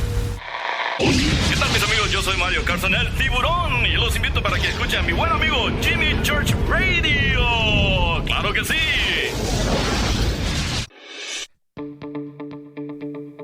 Hurricanes, earthquakes, wildfires. This year we've experienced more than our fair share. This is Jimmy Church of Fade to Black, and last month I decided to make sure my family does not have to worry about food should we get caught in a real emergency situation. Introducing Oumuamua, a healthy, storable product that tastes so good that you'll want to eat it every day instead of just during those times of duress. All Oumuamua products have a 25-year shelf life, are MSG and GMO-free, no preservatives, and are made in America. With the Oumuamua pack in your home, you'll be able to sleep at night knowing that you've protected your family. Not only have I tasted and tested, I own it. Now you can too. Just click on the Oumuamua banner on JimmyChurchRadio.com and use the promo code Jimmy when you order. In addition to a discount, we'll send you an autographed Fade to Black t-shirt. Seriously, Gobekli Tepe. Do you want to be an official Fadernaut? Of course you do. This is Jimmy Church of Fade to Black. Just go to our membership section at JimmyChurchRadio.com. So, you love talk radio? Then you'll love TalkStreamLive.com. TalkStream Live is always on, 24/7 with the best streaming talk shows. Find your favorite talkers and discover some new ones. It's free, readily available online or on mobile with any smartphone or tablet. Finding your favorite talk shows all in one place has gotten a whole lot easier. Just go to TalkStreamLive.com. Be sure to download the free apps from Google Play or the iTunes App Store. You listen to us, and we listen to you. And so does the CIA.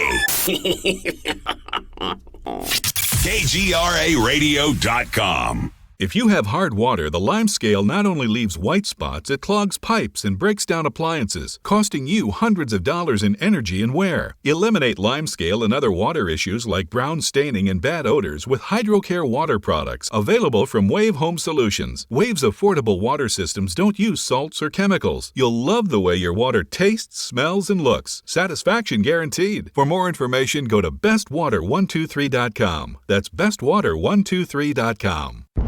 Are you intrigued by paranormal talk radio? You'll love the new paranormal radio app from TalkStream Live.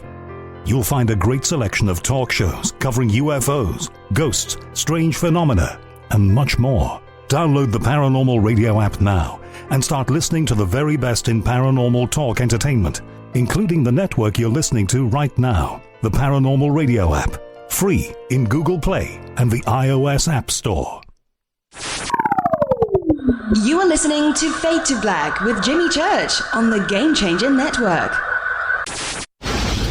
Oi, oi, I'm Reese Evans. You're listening to Jimmy Church. This is Revolution. The revolution will not be televised. The revolution is on radio. Ciao.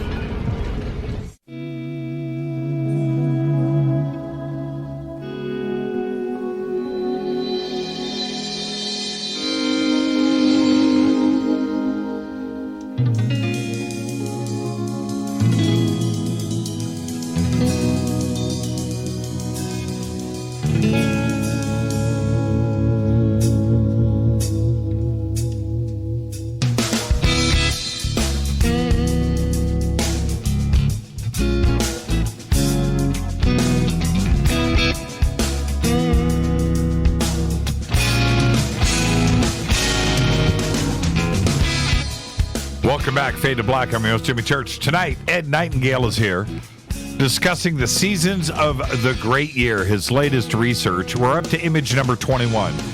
Go to JimmyChurchRadio.com, click on the blue gallery button, and you can follow straight along. We're up to image number 21. This is where things are going to start to kick off and get really interesting. Also, everything is being posted over in Twitter, too, as well. And if you're watching me on the bunker cam, for some reason, my chair has now decided to change its height in real time, so I'm constantly boosting it back up, and that's what's going on. I'm just sitting here, and boom, it's kind of freaking me out. Ed, right when you say something critical, my chair decides to go down about an inch. And it's time for a new chair. I've had this one for a few years now. Okay, now this is where things start to get interesting. We're at image number 21, and in this you've got a graph there superimposed. Yes, and what we're looking at there is the climate records from ice core data that date back 17,000 years in this particular image. And why is that significant, Ed? Well, what we're going to do is we're going to synchronize that graph of the temperature changes, and then we're going to synchronize it and wind the clock backwards. We're going to take our image from our 2012 Galactic Alignment Day. Right.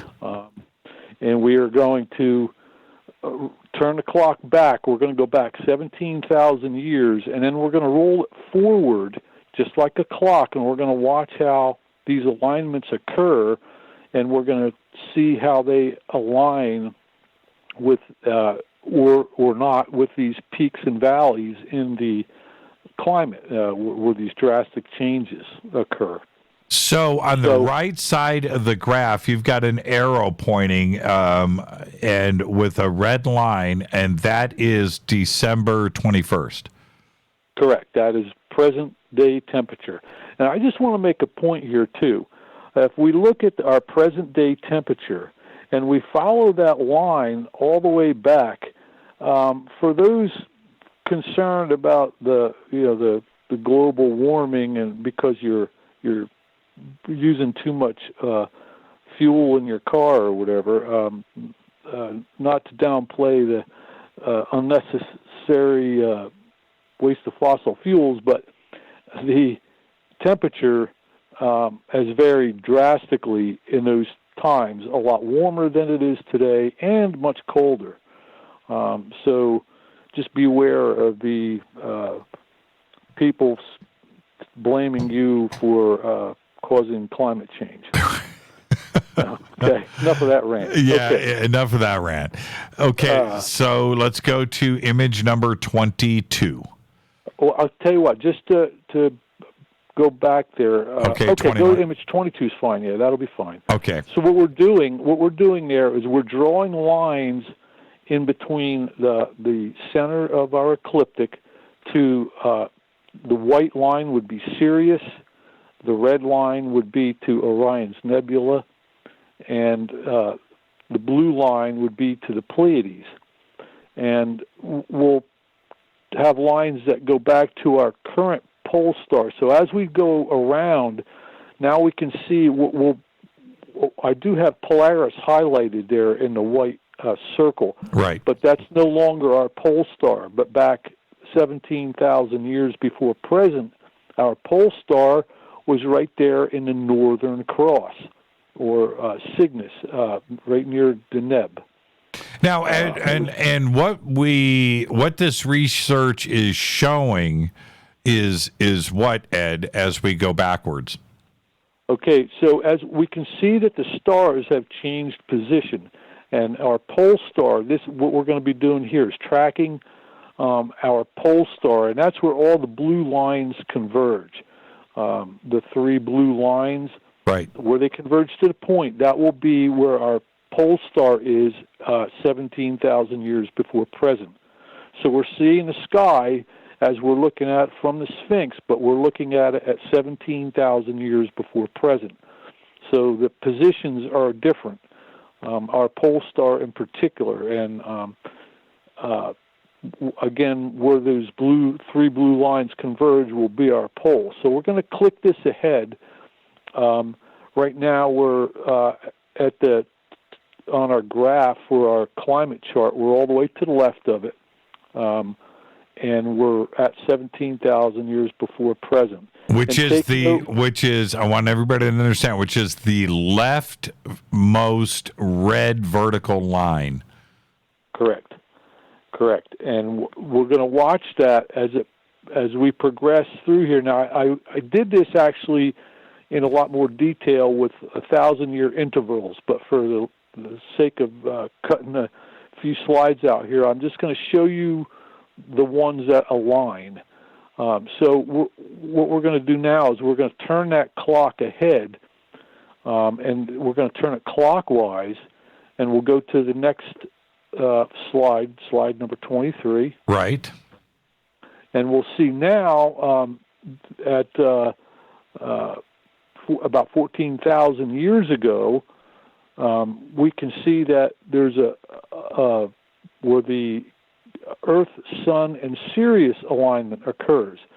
So we can look and see kind of where the electrical arrow is pointing there at our pole star, and a straight line from our pole star through the center of the ecliptic to Sirius is a straight alignment of, consider it like an electrical alignment, or in astrological terms, in astrology, where planets align, and there are certain alignments where there is more of an energy flow. We know that there's tails that connect our planet and the sun, and they call them magnetic tails, but that's not really. You couldn't really just have a magnetic tail without anything to create the magnet. An electrical force would be making these tails up as opposed to just a magnetic. Now, could we, and I like what you say here in 23, you say, are these alignments the mechanism for triggering periodic climatic disruptions? Could we use these for predictions for the future? Well, that's exactly what I think they did at Giza, and that's exactly what we're looking at here. Right. They mapped this out, and to show that, hey, watch Orion and watch Sirius and watch the Pleiades, because when these suckers line up, shit hits the fan. Right. That's basically what they were saying. And now, when we look at number 23, which is 12,000 years before present, which is, again, we're getting at a very magical time for, which is 10,500 BC or thereabouts, where Graham and Bavall and Randall and others have always gone back and pointed at Robert Schoch, John Anthony West. This is a very dramatic period for all of us, and going back to Gobekli Tepe, too, as well. Yes. And if you look, you can see that first alignment there, with the Earth, Sun, Sirius alignment, is right where the major spike is, where the climate actually jumps way up and then drops like a rock.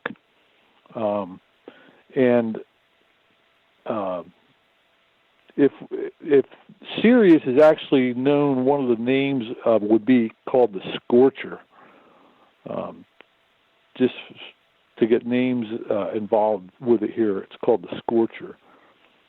So anyhow, why don't we go to number 24, and we'll show you the next alignment that occurs. And we can see that's right in the neighborhood of, when right around 12,000 BC. This is 10,000 years before present. Yes.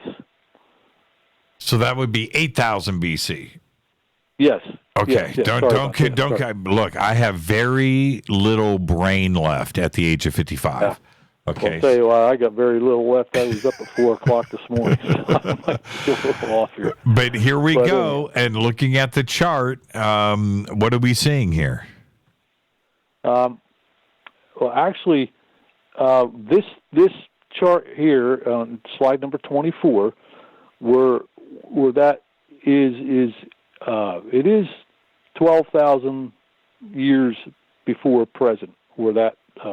10,000. No, we're at 10,000.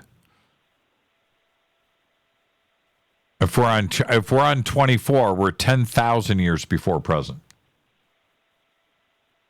Yeah, I'm looking at it here. Okay.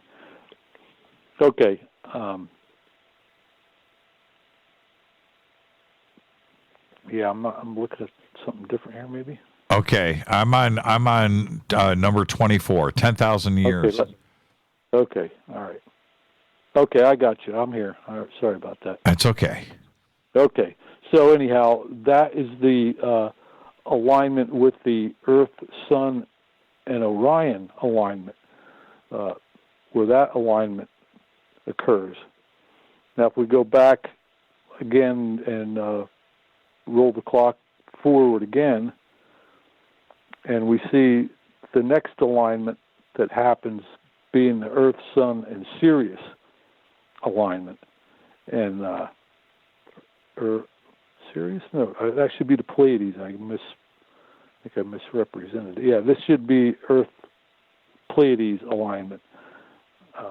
I had a couple slides messed up here. Okay, so we're not on Earth, Sun, Sirius. We're on Earth, Sun, Pleiades, and so it's just mislabeled. I mislabeled that. Yeah, it's in blue, meaning Pleiades, but I mislabeled it. Yeah. Okay, I got you. Okay, sorry about that. So, just for clarification, we're on 25, which is 9,000 years before present. And we're at Earth, Sun, Pleiades alignment, and you can see it with the dark blue line on now. But on the chart, what are we seeing here? Yeah, just to make sure of something here. This is 9,000 BC on the date on our Stellarium, which is about 11,000 years before. Present. Yes, I'm looking at it here. 11,000 years before present. Yes. Yeah. So there's our next, and it looks like there's another spike right there in our temperature. Right. So we've gone now through the three stars or the two star systems in the nebula of alignment, and then things seem to just go to the next alignment that happens is all the way up in, if we move to slide number 26. Right. It's right up to the medieval warm period, or right around 1000 AD, which was right when the Mayan culture, disappeared or whatever. So that was a Earth, Sun, Sirius alignment, which again is the scorcher. So we can see pretty much where those alignments occurred. There were pretty drastic changes in the temperatures, and what I'm suggesting here, and what I think they're trying to show here in this whole template, is that if there's an electrical consideration given to cosmology, it opens up a whole lot of just answers a lot more questions here as far as these alignments occur. So if we're kind of connected with these rivers of electricity, and these would be very subtle, less of a force than gravity even. So, and very difficult, like to measure. It's like going up in a spacecraft. It's not just easily measured, the electricity in space, but it is there, and I think it's in these alignments. And these alignments are what sparks these changes. Imagine these, as an electrical circuit, and the two lines cross there, and all of a sudden you're getting more energy to the sun, right, or more energy to the planet here, right, or canceling out some too, because on some of these, the pole star or the pole moves around the center of that ecliptic there, it can be kind of on one side or the other. The sun could either be in the center, or the sun could be on the outside edge of the alignment. I think it could be different. Now, what do you make of, Ed, what do you make of between the last, drastic change I'm looking here was at 9,000 BC, which we just discussed. But between 10,500 all the way to today, pretty rock solid, steady. Were there no alignments that happened in that? I'm going to go with a rough guess here looking at the charts, 8,000 years.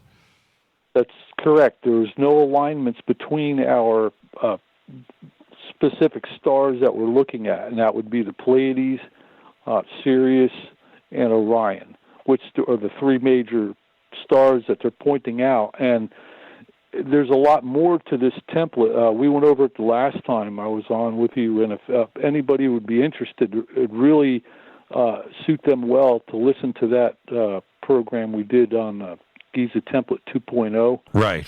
And we could see, because there's the significance of the Pleiades and Sirius and their origins in Orion, as we discussed there. Now I wanted very well mapped. Yeah, it is. It is. It's like it's perfect. It's not very well mapped. It's perfectly mapped. You're right. But I want to ask you really quick before we move forward again. If we go back and looking at the chart here, something very significant happened at 16,000 years. Was there an alignment there? Well, it was very near an alignment. If we go back, I forget, it would be 23 maybe. Let's just see here. It was 23. 23. You can see there that alignment. These alignments, the way I have them here, are kind of right directly aligned. But if you could imagine, if these were like electrical connections or rivers or umbilical type cords, if you want to think of it as that, or connections, electrical connections, you would actually start feeling the effects of that. Possibly like a spark would jump a gap. It would, when it got to a certain point, it would kind of attract itself. So it could vary.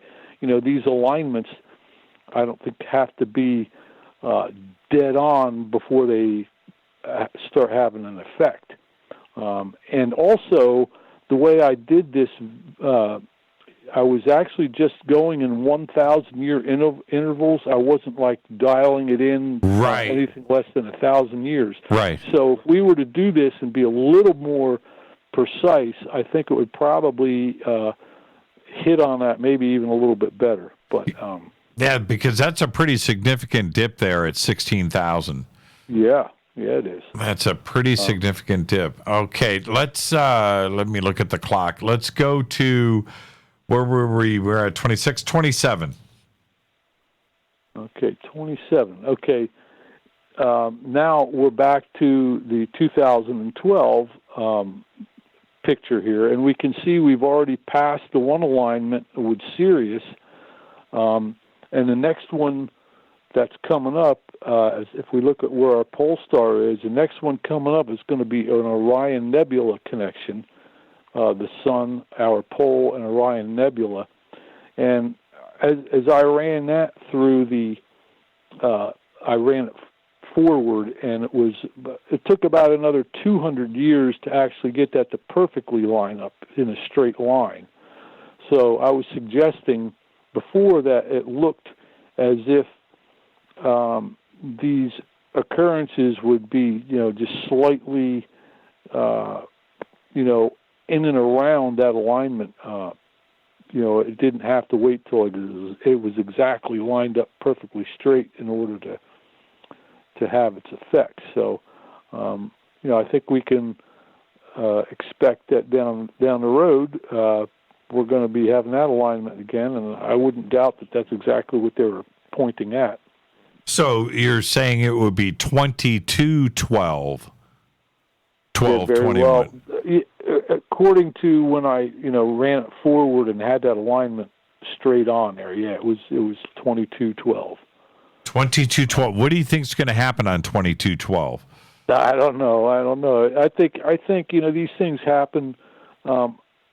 I don't think you can predict the day by any stretch of the means, but I think that these alignments are significant and too coincidental. The way they align to the ice core data, and really the mythology in all this, and the mathematics and the geometry, and the fact that I know that everything else that was put down there has all been checked and rechecked, and it's there, and I don't see any reason why this part of it wouldn't be as relevant or as real as the rest of it. This has actually been, it's like been a huge learning thing for me, in that they give you the clues to figure this out. If you find the right starting point at Giza, and you have enough of you're a little familiar with mathematics and some geometry, and curious, you can, find your way through this whole thing, and it maps it right out. And I'm quite confident that what we're looking at here could very well be an explanation for these triggers. And what I mean by that too, when we see comets, especially comets, we see these huge tails, and the mainstream would like to tell you, they're fluffy snowballs gassing off gas. Well, that's just not the case at all. We've landed on and looked at these comets, and a lot of them are blacker than, the one was blacker than black. And what we're looking at here is an electrical discharge, just like a bug flying into a bug zapper. And it's breaking the capacitor, the solar capacitor. And a lot of the work that I'm referring to here would be Professor James McCanney. And he was one of the original guys who discussed an electrical universe, or an electrical part of the universe. And but when I'm looking at this at 2212, are we going to see a dramatic increase in temperature, or are we going to see the next ice age? Well, that I can't really answer that, but if I would assume if we really had some brilliant minds looking at this and coordinating it a little better, and looking deeper into this possibility of an electrical nature or energy flow from really the center of the galaxy right on out through the star-birthing nebula to the stars and our sun and whatever.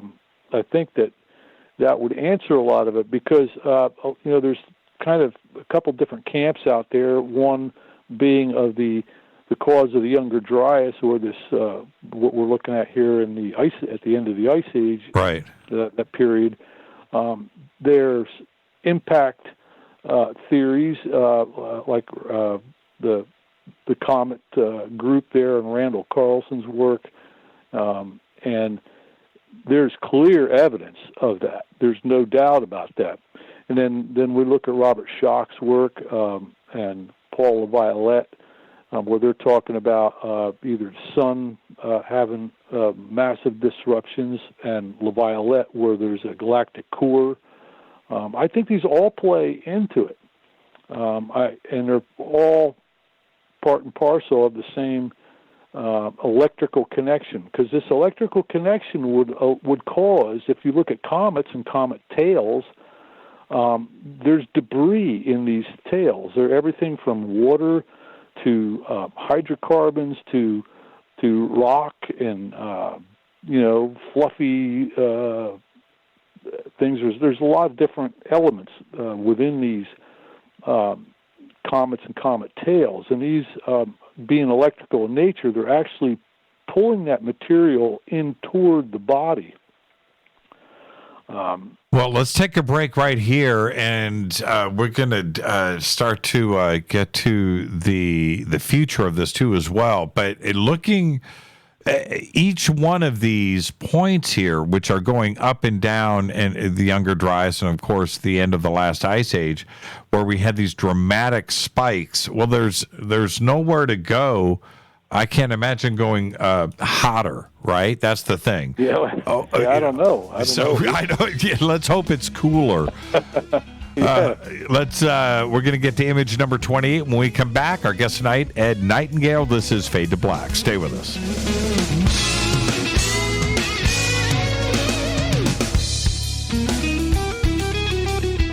Hi, everybody. This is Rob Halford, the Metal Guard on JimmyChurchRadio.com.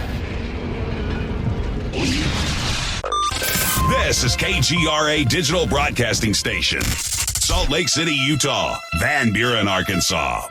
Poor water quality is a major health issue, and it's only getting worse. Municipalities can't keep up, standards have dropped, and pollutants are increasing. Where does it all end? It ends by keeping the pollutants outside of your home with HydroCare's advanced systems available at Wave Home Solutions. No less than the best purification materials and processes have been developed by HydroCare to provide you with healthy, clean water for drinking, cooking, and showering. HydroCare far surpasses the competition in removing chlorine, odors, iron, lead, chemicals, limescale, and much more. Don't settle for less when it comes to your water. We'll take care of the toughest water problems for you, whether it's from a city or well source. Satisfaction guaranteed. For more information, call 888-997-WAVE. That's 888-997-WAVE. Or go to bestwater123.com. That's bestwater123.com. Wave Home Solutions for a healthy, comfortable home. Your contact for current news and trending topics. KGRARadio.com. Does your basement or crawl space have a damp, musty smell? Well, watch out. That's a sign of too much moisture and not enough ventilation. And that can mean increased mold growth and the buildup of harmful toxins and gases. Don't bother with a dehumidifier. It just circulates the same unhealthy air. Now there's a better way to remove these dangers and odors. It's with the computerized Wave Moisture Control Unit that reduces moisture and expels pollutants. We replaced our old dehumidifier with the Wave unit, and in only 3 weeks, our basement is dry and the musty smell is gone. Wave units require no maintenance, no buckets of water or filters, and costs only pennies a day to run. Breathe better, live healthier with an affordable, no-maintenance Wave unit. Call 888-717-WAVE, 888-717-WAVE, or visit dryhealthyhome.com. Dryhealthyhome.com. Ride the wave. Wave Home Solutions for a healthy, comfortable home. This is Jimmy Church of Fade to Black, and I only drink Fade to Black blend coffee from River Moon. Just click on the River Moon Coffee banner at jimmychurchradio.com. Promo code F2B Blend. So are you tired of being tired? Well, then it's time to get the tea. Hey, it's Lisa here to tell you about this all-natural, all-organic tea I've been drinking that has had great results for over 20 years. It's called Life Change Tea, and it's specially formulated to help detoxify and cleanse your kidneys, liver, colon, and blood all at once. The colon is one of the most ignored organs in the human body. The faster that waste is eliminated from the body, the less time that waste sits in our intestines, spreading toxins to our bloodstream. This tea helps cleanse chemicals caused by outside intruders from our entire digestive system. And get this, weight loss can be a side effect. And with continued use of the tea, you can experience clearer, healthier, younger looking skin, increased energy, and a happier outlook on life. So if you're tired of being tired, get the Life Change Tea at getthetea.com. That's getthetea.com. And like me, you'll be glad you did.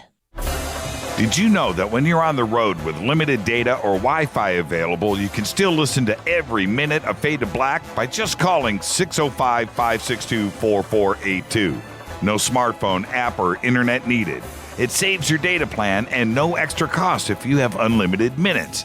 Just call 605-562-4482. You can listen to me, Jimmy Church, on any phone, anytime, anywhere. Gobekli Tepe.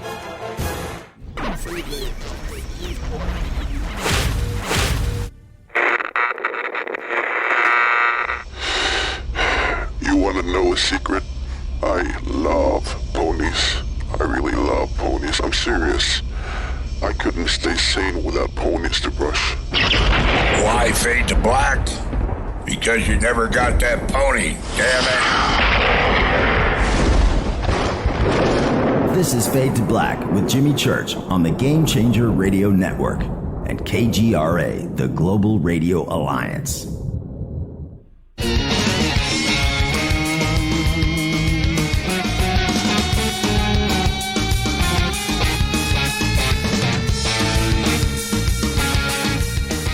All right, welcome back. Fade to Black. I'm your host, Jimmy Church.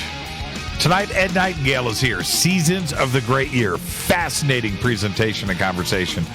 Want to remind everybody, tomorrow night, David Wilcock will be here above Majestic. Wednesday night, Randall Carlson. Thursday night, Fader Night, featuring Teresa Yanaros. There you go. Now, I'm going to let everybody know there's no issues with the website. We have got literally thousands and thousands of people clicking on these images at the same time, and our software is assuming that we're having some kind of attack on the website. That's all. Everything is fine, and just you have to be patient. But it's all good. I've clicked through it, and there you go. That's actually a good problem to have, Ed. There are a lot of people clicking on these images. Now, we're on image number 28, which is going back again 10,000 to 12,000 BCE, which is the previous Earth-Sun-Orion alignment, which was at 12,000 years ago before present, correct? Correct. So the one that we'll be coming up on in 200 years was a Earth-Sun-Orion alignment as well. So, if there's any indication, the last time that that alignment happened, we were looking at a huge spike in temperature there. But, who knows? Because there's a slightly different alignment in that I was explaining earlier that the next time that goes around, they'll be in a little different position as far as in the order of the positions here. But anyhow, at 10,500 BC, it is such. It's the Leo alignment to the Great Sphinx, the Orion aligning up to the three pyramids. You have the erosion, the water erosion on the Sphinx, and you also have Gobekli Tepe. And I keep going back to Gobekli Tepe, and what is significant about that was that at 10,500 BC, on your chart here that I'm looking at, that's when they decided to bury it. Right. And did they bury it because they knew that something was about to happen? Yeah, there's some might disagree with that, but I think that in lieu of this other information here, I think there's really no doubt about that. There's only one reason you would bury something carefully, and I know they want to go with religious ceremonies and all.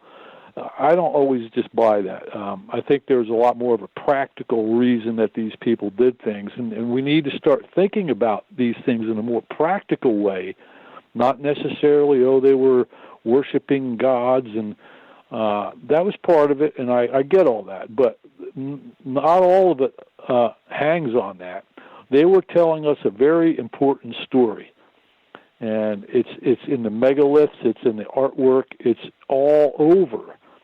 And once people recognize this template and realize what they're looking at using this template, this is kind of like the glasses there that Ben Franklin used in the National Treasure thing. This literally is a template that when you understand it and apply it, you can.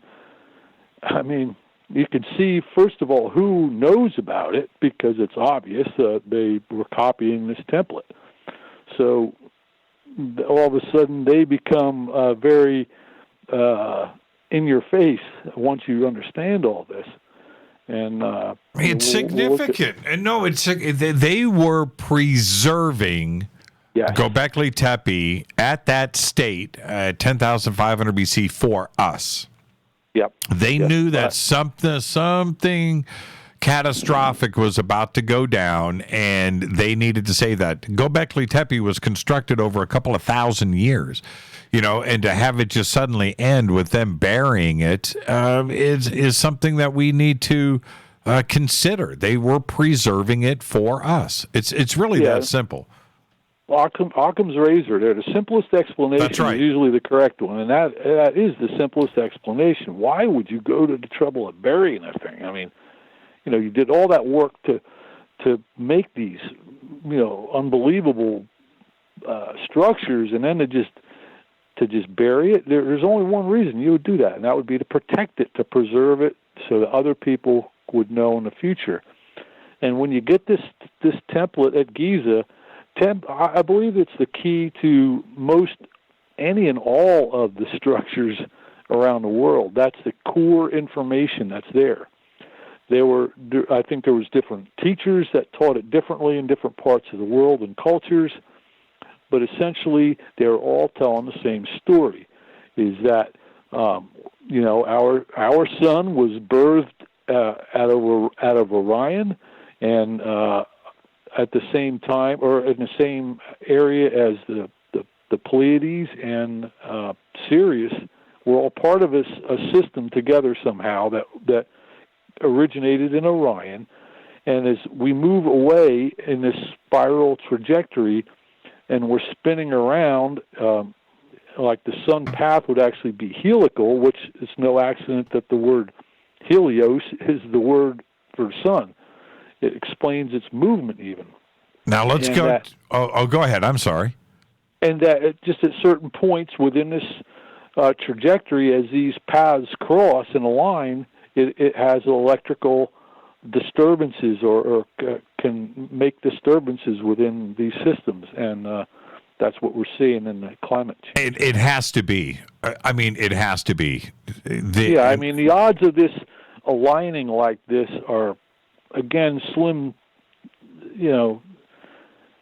It's hard to look at this, what I just presented, and say that there's nothing that works there, because it really does. All these major points in these younger Dryas align with things. And there's also, we've got to take into account there are random events that mix in with this too that can confuse the record, make it a little more difficult to see these cycles. I'm wondering if you could apply the same method to earthquakes and to... I wouldn't doubt that at all. Right. Okay, let's go to... let's go to...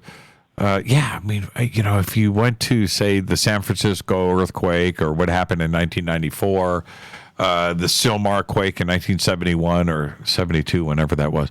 If you go and look at, or volcanic eruptions, right? Krakatoa, and go, Vesuvius, and you start to look at these very, very significant events and see if there's an alignment there too as well. I mean, the universe is powerful, and the alignments, like you're suggesting here, the electrical alignments and the interference, all of that too it's not, some may say the speed of light, but if you're at the quantum level, it's also instantaneous. It's at the same time. Yeah. So, okay, let's go to slide number 29. Okay, slide 29 is just, it's the template, as it's not the complete template, but just we're looking at the square and mainly the zodiac constellations as it is overlaid on Giza, and we can see the three pyramids, the blue being the Great Pyramid, the red being Khafra, the center pyramid, and the white being Menkaure there. And how the green line there is the ecliptic, and we can just see the different divisions, and these are important parts of this. If we look over to the right there, we can see Orion, and we can see how these spirals come out of the nebula of Orion and move around, very beautifully work geometrically with this whole thing. Now, this is only part of it, and I don't have the time to explain this. We did go over it the last show. We did. So if anybody wants to update and kind of get caught up on that, they can look at that or look at my book. And even on Graham Hancock's site, I have an article. It's linked from my website that'll explain a lot of this for those who haven't heard it before. But these spirals and where all these alignments, this is the map, essentially. This is the map that they were giving us. And we can see the sun on the horizon up here in our left corner there. Now what I'm going to do is I'm going to show you how they used this template to compose different masterworks of art. We went over some Da Vinci stuff the last time I was on, but now I want to go over one that's in particular got a lot to do with Taurus and this whole Taurid meteor stream and the bull. Okay, so let's go to image number 30. Okay, so image number 30 is called the Tauroctony, and this is the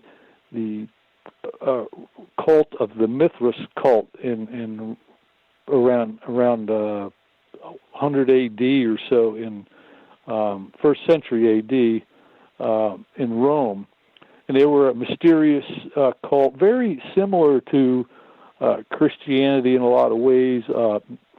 Mithras was the sun god like, and but this is a very famous work here, and what I want to demonstrate is just show that they used this template and the positions within the template that were relative to this trajectory and this calendar and this time. They used the positions of the characters and significant points to encode in this work. We'll see where the Mithras is stabbing the bull in the shoulder with his dagger, and then there's a dog up and going for the bull by where the blood of the bull is coming out, and we can see these two individuals on each side holding a torch. And now let's go. Okay, let's jump ahead really quick to image number 31. Okay, and as I'm looking here and the orientation of everything, now, you know what, this is ridiculous. This is redunculous. But the beginning of the Fibonacci, this is, everybody go ahead to image number 31. That is the crown of the Sphinx, correct? Yes. Yep. This is just too much to absorb. It's too much. It's too much. It's too much, Ed. It's too much. It's pretty heavy, man. It really is. And when you really stop and think about it, so that's Orion. So the on the right hand side, the figure on the right hand side where his arm is coming down, that's Orion. Yes. Oh man, and that's Polaris. Yeah, it's all there. I mean, look, the way his arms are positioned there. His if you look, it would be his right shoulder or his right arm. If you look at his right arm, that's a division of 11 of the circle. Right. His left arm goes up, and that's a division. If you see the division in red of 5 divisions, that is the 5 divisions of the great year in approximately 100-year intervals. And he's holding his hand, his left hand. He's holding it right on that, and that's also the let's see, it would be the north. The north air shaft out of the king's chamber goes right. He's holding it right where that star is in his left hand. Right. That also meets there. Now, what about his right elbow, where everything is intersecting? Where is this on the Giza map? That's right at the center of our Giza map, right there, his elbow. That is the center of the circle. And if you look at that yellow line that goes up straight through between his eyes, that line right there is, 264.60 degrees, or 26,000, or 264.6 degrees, which is the year, in years it's 26,460, which was that original mathematical equation that we did, that we arrived at. If you subtract the year 2013 from that, you get to 24,447. So the center line of his eyes there are going back to that original date that we looked at, that previous galactic alignment. I'm gonna go. Let's go. I'm looking at the clock here. Let's go to 32. That's just a little bit more of a highlighted. You can see a little bit more of all these connections were pointing at very specific points, and it tells a story. It tells this story about the cycles of Orion, Sirius, and the Pleiades, and the Sun-Earth connection. And they're mapping this out, showing that there's different ratios at which they turn and spin, and it's during these certain alignments that we need to beware that there's changes. Just like as we go around the seasons of the year, there's seasons of the great year, and the ancients knew about it. They recorded it very precisely, and it's in monuments, it's in artwork, in heraldry, you name it. It's all over, and there's a lot of people that know all about this. Now, what about those that would say, and I've jumped ahead, I'm on 24, that would say, well, if you get any piece of quality art or sculpture, you'll be able to pull these relationships and numbers out of it. Well, I would say let's do it, and I'll show you, and you show me, and we can go by this point by point. I've done it with other paintings, and that didn't work at all. I mean, nothing really lined up. These aren't just geometric positions either, as far as like the phi division or whatever. There are those in there, but these coordinates are very, very particular. It's like a fingerprint here, and when you start adding up the amount, I mean, I stopped because it's getting too cluttered. It's hard to even look at. Right. Yeah, there's so many things in here. I studied this thing for a long time, and the detail in this is stunning. Yeah, 33 is unbelievable. And you're right. It's starting to get a little cluttered, but everything continues to line up. It doesn't fall off at all. Right, it don't. And like I said, there's more to add to that too, and I can do this with, many of the masters that really, were into the mystery schools and stuff. They knew this stuff. This was what they were passing on. Have you taken a look at Karahunj in Armenia? I have not. Okay, I think that's one of the next things that you need to apply the method to as well. Let's go to the cover of the Giza template, which is 34. Okay, yeah, that's my book, and I'd appreciate anybody interested in this. Yeah, pick up a copy. It's you can go right to my website, and there's a link directly to Amazon. And if you like it too, give me a review and tell me what you think. Laird Scranton helped me out with that, and my good buddy. And what's the Giza template, the initial book there, is really the foundation for all this. It goes over in great detail the whole measuring system and how each one of these pyramids were placed, why and how their measurements came to be, and their angles, and it's all there. There's pretty much all the main structures on Giza are accounted for and have a purpose. And that first book is really key. If you can get that and build on that, there is some mathematics in it, but I wrote it in a way that you could actually skip over a lot of that and really just cut to the chase and realize it. But Giza is like a Rubik's Cube of numbers.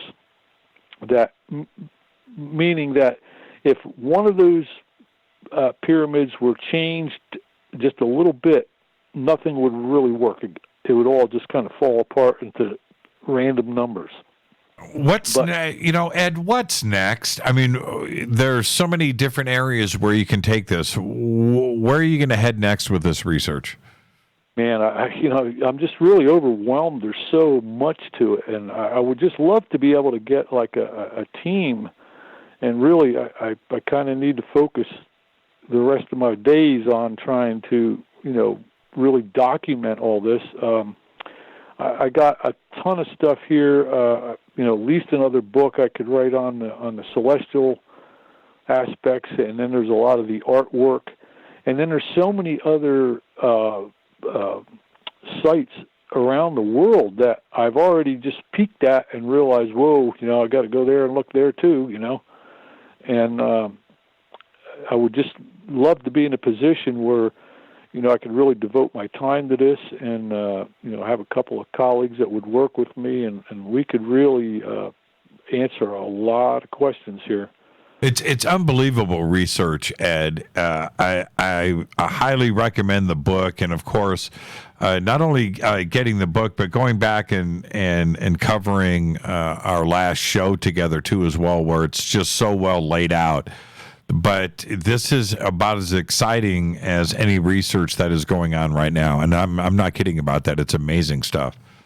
Well, thank you. I appreciate that. I've worked awful hard on it. I really just kind of got on the trail there 22 years ago or so, and I kind of made a promise I was going to follow through, and as luck would have it, it just I was in a position where I had the time I could spend, and I was always, just edged on by one little extra clue that they gave me to figure out the next step, and it's just been a process. And how is the? We've got about a minute left. I didn't get this question in earlier. How has the reaction been out there with the academics? Have they reached out to you for comment? No, and I'm very disappointed. I figured if somebody were to actually put information out there that was reproducible, mathematics and geometry, that's really, it's not something you can really argue about, I figured they would be all over it. But I got to say, I'm disappointed by the academics and other researchers that haven't really, I know in my work here, I've always tried to collect data, any data that was relevant, and apply it, to my own mission here. My own search for truth. Right. And these other researchers out there, it would behoove them to have a look at this, and I'd like to give some courses on this and get some other people. Up to speed on this to carry it on. Exactly. Yeah, exactly. I really, that's where I really want to go with this. Hopefully be doing some stuff with Magical Egypt and Chance Gardner up and coming, and to help me document some of this and do some 3D animation and stuff. So I'm Man, excited that would about be great. Well, you can rest assured that I have stolen everything, and I will continue, and I will act like it's my own, so I can look like the smart guy in the room. Just as long as you take credit for it yourself. Ed, thank you so much, my friend. Another amazing conversation tonight here on the show, and just thank you for all that you do. You're the very best. Thank you. Thank you, sir. Good to talk with you. Ed Nightingale. GizaTemplate.com is the website. The links are over at JimmyChurchRadio.com. Thank you so much, Ed. Take care, Jimmy. Thank you. Ed Nightingale. The links are at JimmyChurchRadio.com. We've got everything up in Twitter, and we will put together a video with all of the gallery right there in a row, and you'll be able to do that and follow along in the archives. This is Fade to Black. Ed Nightingale. I'm your host, Jimmy Church. I'm going to open up the phone lines when I come back, and we'll do this last segment. Stay with us.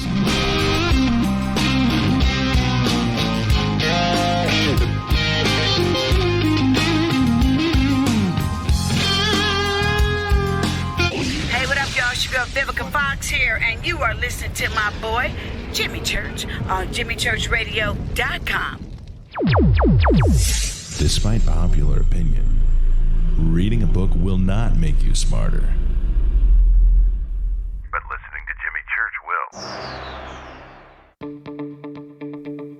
will. Hurricanes, earthquakes, wildfires. This year we've experienced more than our fair share. This is Jimmy Church of Fade to Black, and last month I decided to make sure my family does not have to worry about food should we get caught in a real emergency situation. Introducing Oumuamua, a healthy, storable product that tastes so good that you'll want to eat it every day instead of just during those times of duress. All Oumuamua products have a 25-year shelf life, are MSG and GMO-free, no preservatives, and are made in America. With the Oumuamua pack in your home, you'll be able to sleep at night knowing that you've protected your family. Not only have I tasted and tested, I own it. Now you can too.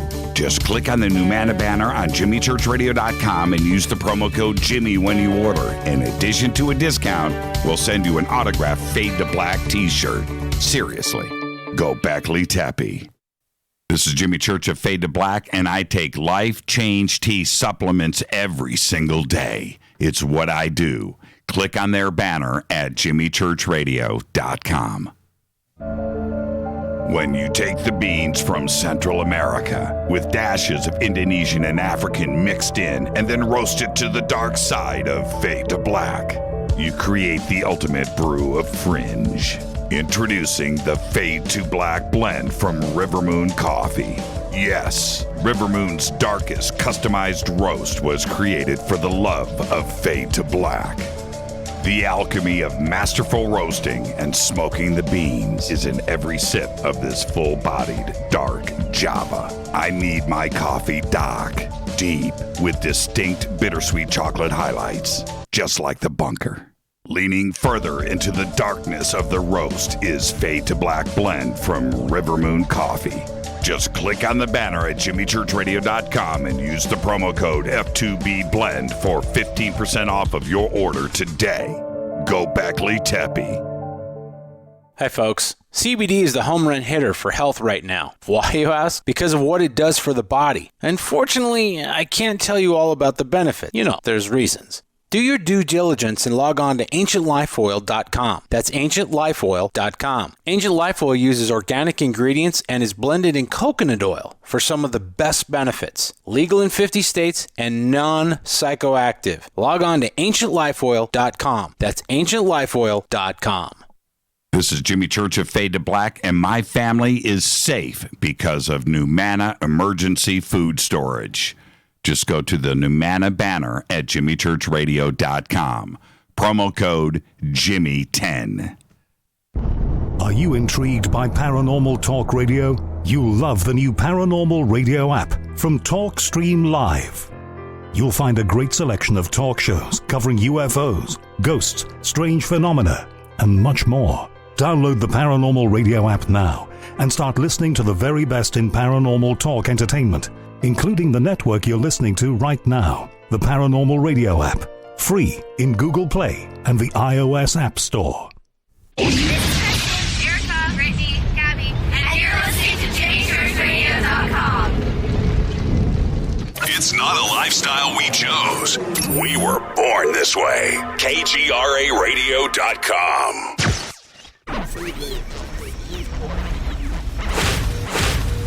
This is KJCR at JimmyChurchRadio.com.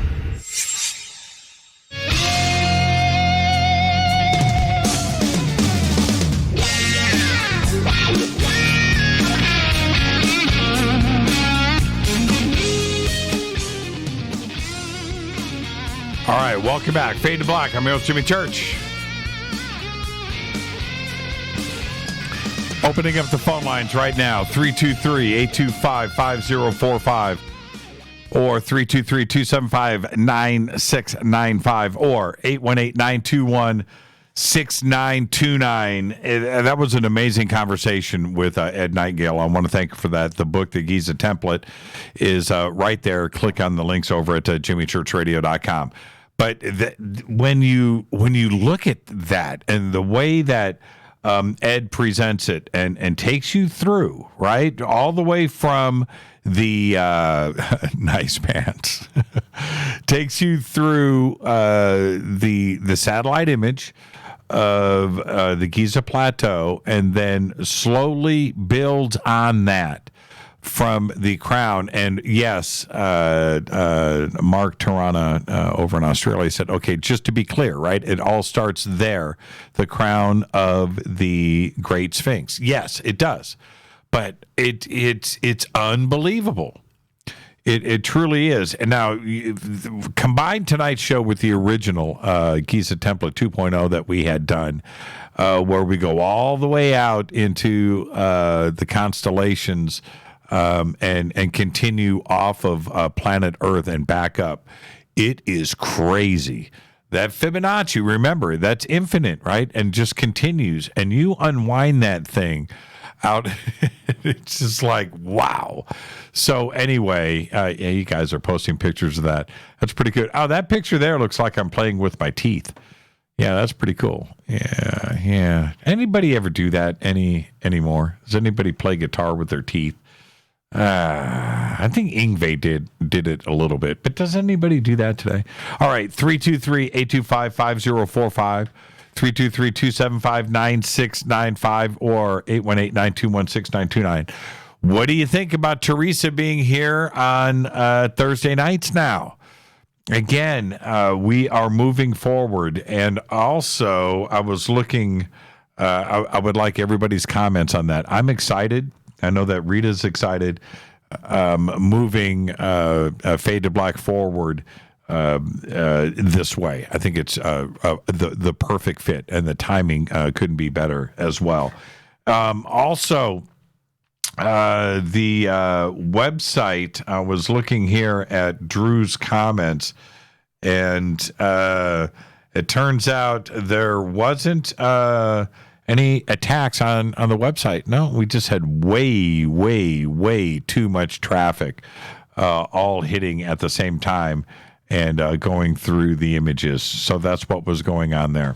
Okay, there you go. The phone lines are open. I do want to take a couple of phone calls. We've got enough time to get a couple in. I want to go back and comment about what's going to go on tomorrow with these midterms.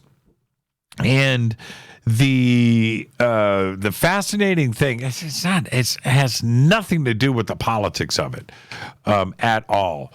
Going around the news, especially this last couple of days, but leading up to this, it's pretty fascinating how you can go to different news outlets and get their takes on everything.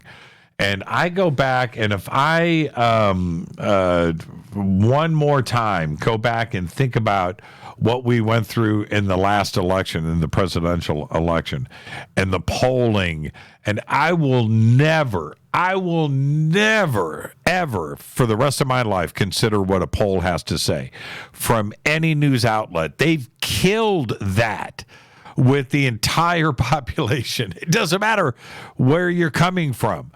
The polling data is not accurate, and they are going to take that polling data and spin it any way that they want to.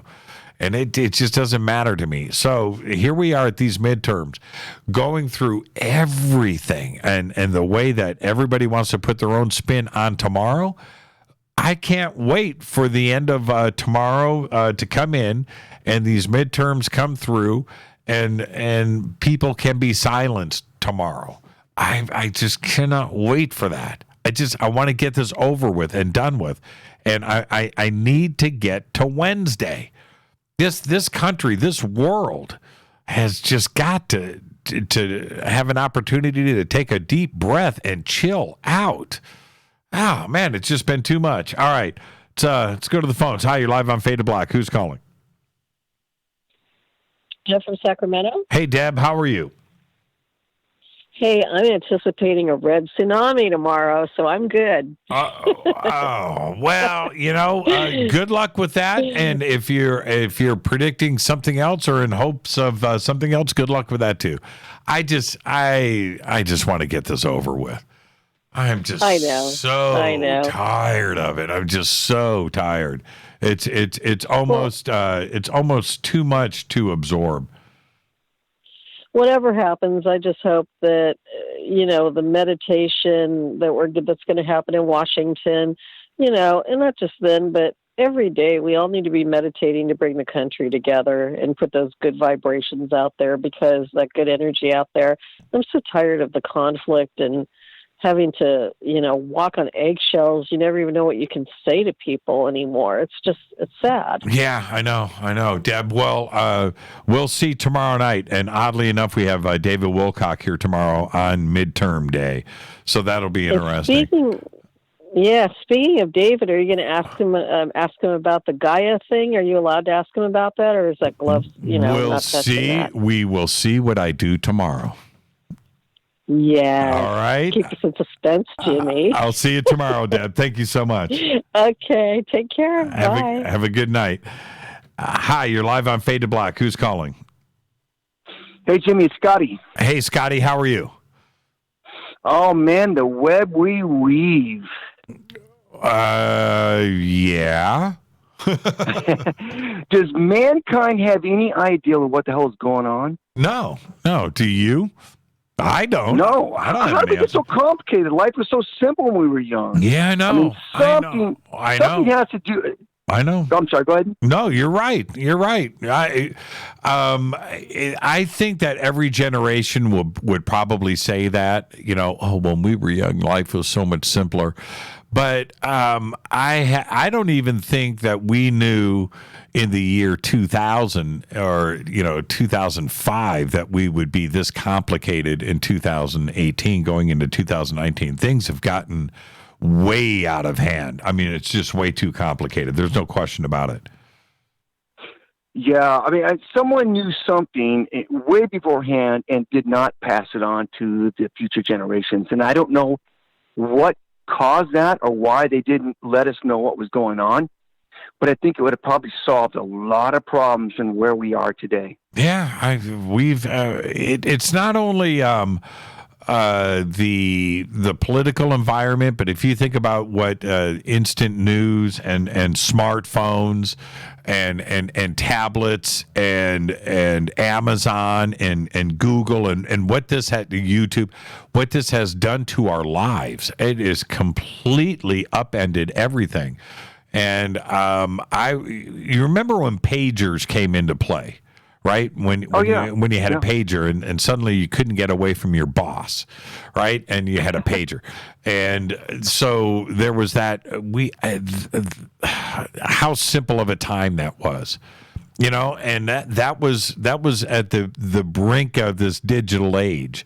But as crazy as it sounds, look where we are now. It's out of control. Jimmy, I recently just started mountain bike riding, and I've gone out and got a GoPro 7. And I came back, and my son, who's 12 years old, he goes, I can edit this for you. I said, what? And he put this on. He had a program. He edited everything and put it right on YouTube. And I'm like, What? How does 12-year-old know how to do this? That's right. Yeah. I was stunned. Yeah. Stunned. Yeah, go back to when you were 12. I was learning the E chord, the A chord, the G chord, the C chord. Yeah. Are you kidding me? I know, right? I don't know where they're getting this from. I don't know. So what do you think about Teresa? Thursday nights, huh? Pretty cool? I think it's exciting. Not only is she a cute person, but she's super smart, and I'm very excited about this. It's a new era, right? It's a new era for this community and everything else, and Faded Black is always evolving, but I think it's the perfect fit at the right time. Jimmy, I don't always call you, and you know I love you, and your show is spectacular. You are on the cutting edge of everything that is out there. Super smart. You get the super people. You get the super interviews. And I just can't thank you enough. And I don't think the faders, maybe they do. I don't really understand that. But you are the top of the hill of everything. And, man, God bless you for being there. Check's in the mail, Scott. Thank you so much. Take care, my friend. I'll talk to you. There you go. Let's keep the phone calls going. Hi, you're live on Faded Black. Who's calling? You're live. Hello. Yeah, you're live. Oh, wow. Okay. I didn't know that's how it worked. I was just listening to... I thought I was on hold. Yeah, you are. Well, you were on hold, but now you're live. Who's calling? Oh, my name is Martin. Hey, Martin. And I've been listening to your show for a while. My wife is a fader not. And, yeah, I had some not questions, but I wanted to share some of my experiences, and I've been looking for somebody to listen to my story. Okay, so talk to me, Martin. Okay, me and my wife have been married for over 20 years, and we've had some experiences together, and I was recently diagnosed with metastatic bone cancer and was given a very good prognosis. So I've been kind of wanting somebody to hear what we've been through and kind of put it out there before I'm not around anymore. So in case that happens. Okay, so I'm sorry to hear about the cancer, but what are some of these experiences that you want to share with us? Well, one of the real amazing ones that we had a few years back was me and my wife were in the living room, and we had these, I guess it was like 7 blue orbs come into the living room, and they had like this energy in them. When you looked at them, they were 3-dimensional, and they kind of were organized, and they seemed attracted to my wife, and so as we watched them, they came into my wife. I was standing by my wife, and she said for me to hold her, and when I did, I saw them kind of disappear from the room and kind of go into her. And when I put my arms around her, I felt like I was like when you push 2 magnets together, there was like this repulsion. There's like this energy was pushing me away from her, and her hair was lifting up off of her body. And I had never really heard of that happening to anybody else. And, it's kind of seems, I've looked on for that type of thing that might have happened to other people, and I've never heard of that happening. And did you both see the orbs? Yeah, we did, and it how was big? Really, Martin, amazing. How big were they? I'd say just slightly smaller than a softball. Wow. And they seem to have they definitely had some type of organized conscious to them, but I'm not really sure what their purpose was. So we've had other events when we lived in Phoenix, this is where it happened in our home down there. Mm-hmm. And we were out back one time. We had a really large backyard, and we would just go out and look at the stars and different things. And we had this object pass over our house just like 100 feet off the ground that had no lights, made no sound. I don't know what really attracted our attention to it, but it was just like all of a sudden we saw this object moving by, and it kind of made like a slight hum sound, but it wasn't anything that, wasn't like a UFO kind of shape or anything. It just had this, I kind of described the back of it. It looked like the back of a dump truck or a trash truck. So it was just kind of interesting that it wasn't your traditional triangle or, saucer-shaped thing, but it was definitely something that we don't have. What part of Phoenix was this? Northwest Phoenix, Peoria area. Northwest, like Dunlop off the 17? Yeah, actually up on Bell Road and between the Loop and 17. Yeah, I like that area up there. Yeah, Bell Road. Yeah. By the Arrowhead Mall, just south of that. Yeah, absolutely. Are you impressed that I even know that? I am a bit. Yeah, most people are just like, what? Yeah. So you've been there a few times. Yeah, I used to stay at the Sheridan Crescent right there. Oh. You know where that is, right? That would be Dunlop in the 17, in between Dunlop and Bell on the 17. All right, yeah. Right over there on the 17. All right. Yeah, where there used to be across the street from the Sheridan. And the reason why I'm laying this out for everybody, this is it's a suburb part of Phoenix. You're not like downtown. We're getting up north, but as you continue north, it starts to thin out the population quite a bit. It gets a little bit more spread out there, which is the area that you're talking about.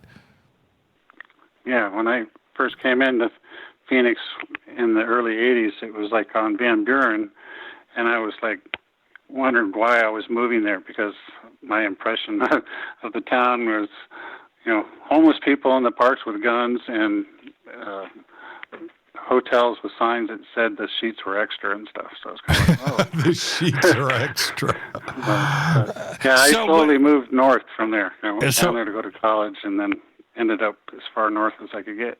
So, Martin, what do you think ultimately is going on? Well, I feel like we've been giving these, it seems like lots of people are seeing things, but it just seems like there's always been this kind of, I don't know if it seems like it's an outright thing. I don't want to blame the government, because it's like they want to keep something secret and make everyone else think that it's not really happening. And then if it is happening, or if you think something's happening, then you might be crazy. But I'm not crazy, and, it's happened to me. So I just really, I keep finding myself is asking why is it happening? Why am I being shown these things? Is there some ultimate purpose? Is it so that, am I supposed to talk about it, or am I supposed to find other people that have had experiences like that? I know that you have a show where you're making lots of connections, and you meet lots of people that have had all types of experiences. So, and I think the orbs, and certainly blue orbs, is talked about quite often. And although I haven't had a blue orb show up in my home, I've certainly seen things outside that resemble that. But we've had many, many, many people on this show that have had blue orbs inside of their homes. Was that the only time it happened with you, or did they come back and visit again? Well, they came back and visited my wife again, and I think that she was the main focus of their intention, and that the reason I experienced it with her is so that when she would say something that happened after that, I wouldn't be like, oh yeah, right. Right. It was kind of like it was a shared experience, and we both saw the same thing, and then they came back a few more times to her, and it seems to be, I don't know if it's to enlighten her or to awaken her, or because my wife has always had a very almost, I want to say, like psychic gifts, and knowing things that were going to happen, or being able to alter the timeline that you're currently on. I don't know if you're into that. But sure. Sure. I used to do satellite installation work, and one day, my wife says, whatever you do today, be careful on the ladder, because I used to get up on big 20-foot A-frames and work in the ceilings in Walmarts and grocery stores and run video cable and stuff. Well, and I would usually use their ladder that they had at the store instead of getting the one off my truck, because I'd have to carry it all the way in from out, in the parking lot. Right. So this one day that went through my head, and I got into this Walmart and got out their ladder, and it was kind of shaky. It was kind of bent. And, the voice of my wife saying, be careful today on the ladder. So I put that ladder back and went and got my brand new one off my truck and brought it in. And when I climbed up in the ceiling and popped the drop panel off, a huge bat of insulation hit me in the face. And if I had been on that crappy ladder, I would have fallen and probably died. And then when I got home and I told her what happened, she goes, well, I saw, it's not like a vision. She just had this knowing. She goes, I saw you die today. And so there's been other incidences where she's been, right on about different things and changing people's timelines. Well, we're at the end of the show, Martin, but maybe you can answer this really quickly. I've got about 1 minute left. Did she receive any information? Did the blue orbs or spheres, did they share any information with her that you can talk about? No, and that's what's been kind of the frustrating point for us, is that, it's like, what is the point of it? What are they bringing some type of healing that we just haven't seen yet, or is it some type of an awakening? But we haven't actually been given any message or received any type of additional insight. I mean, my health has slowly been going down over the last few years. I just don't know what the purpose is, other than maybe it's to prepare her for in case something happens to me, but I don't know. Right. Well, maybe on Thursday night, you can have her call in. What's her name? She goes by Catrice, but I think she's called in before, and she likes to use a different name. Okay. But I'm not sure. I think you've talked to her before. Okay. Well, I would like to hear from her again now that I've got more information here. But Martin, thank you so much for taking the time. And thanks for answering. I really appreciate it. Absolutely. Enjoy the rest of your night, and we'll see you tomorrow. Okay, thanks. Have a good night. Thank you, Martin. That's a great phone call right there. And I'm sorry I can't do anything else, and everybody else that is on, I've got to roll out of here. But tomorrow night, David Wilcock is going to be here. We're going to be talking about the new film, Above Majestic. And you can, if you haven't seen it yet, if you're one of the few that hasn't seen it, you can go and check it out on Amazon or all of the other streaming services, whatever you use for that. And check it out. And then tomorrow night on the show, we'll be discussing the new film, Above Majestic. And also, by the time the show rolls in here tomorrow night, we'll find out what the ultimate results are probably going to be from those midterm elections that are taking place tomorrow here in the United States of America. I'm your host, Jimmy Church. Fade to Black's executive producer is Rita Camarion. Show is produced by Hilton J. Palm, Renee, Dennis, and Bob. Announcers are Steve Harder, Gene Vitoa, Mark D. Kovar. Webmaster, Drew the Geek. Music, Doug Aldrich. Intro, Spaceboy, spaceboymusic.com. Fade to Black is produced by KJCR for the Game Changer Network, and syndication is KGRA, The Planet. This broadcast owned and copyrighted 2018 by Fade to Black and the Game Changer Network. It cannot be rebroadcast, downloaded, copied, or used anywhere in the known universe without written permission from Fade to Black or the Game Changer Network. I'm your host, Jimmy Church. Follow me on Twitter at JChurchRadio. Until tomorrow night with David Wilcock, everybody be safe. Gobekli Tepe.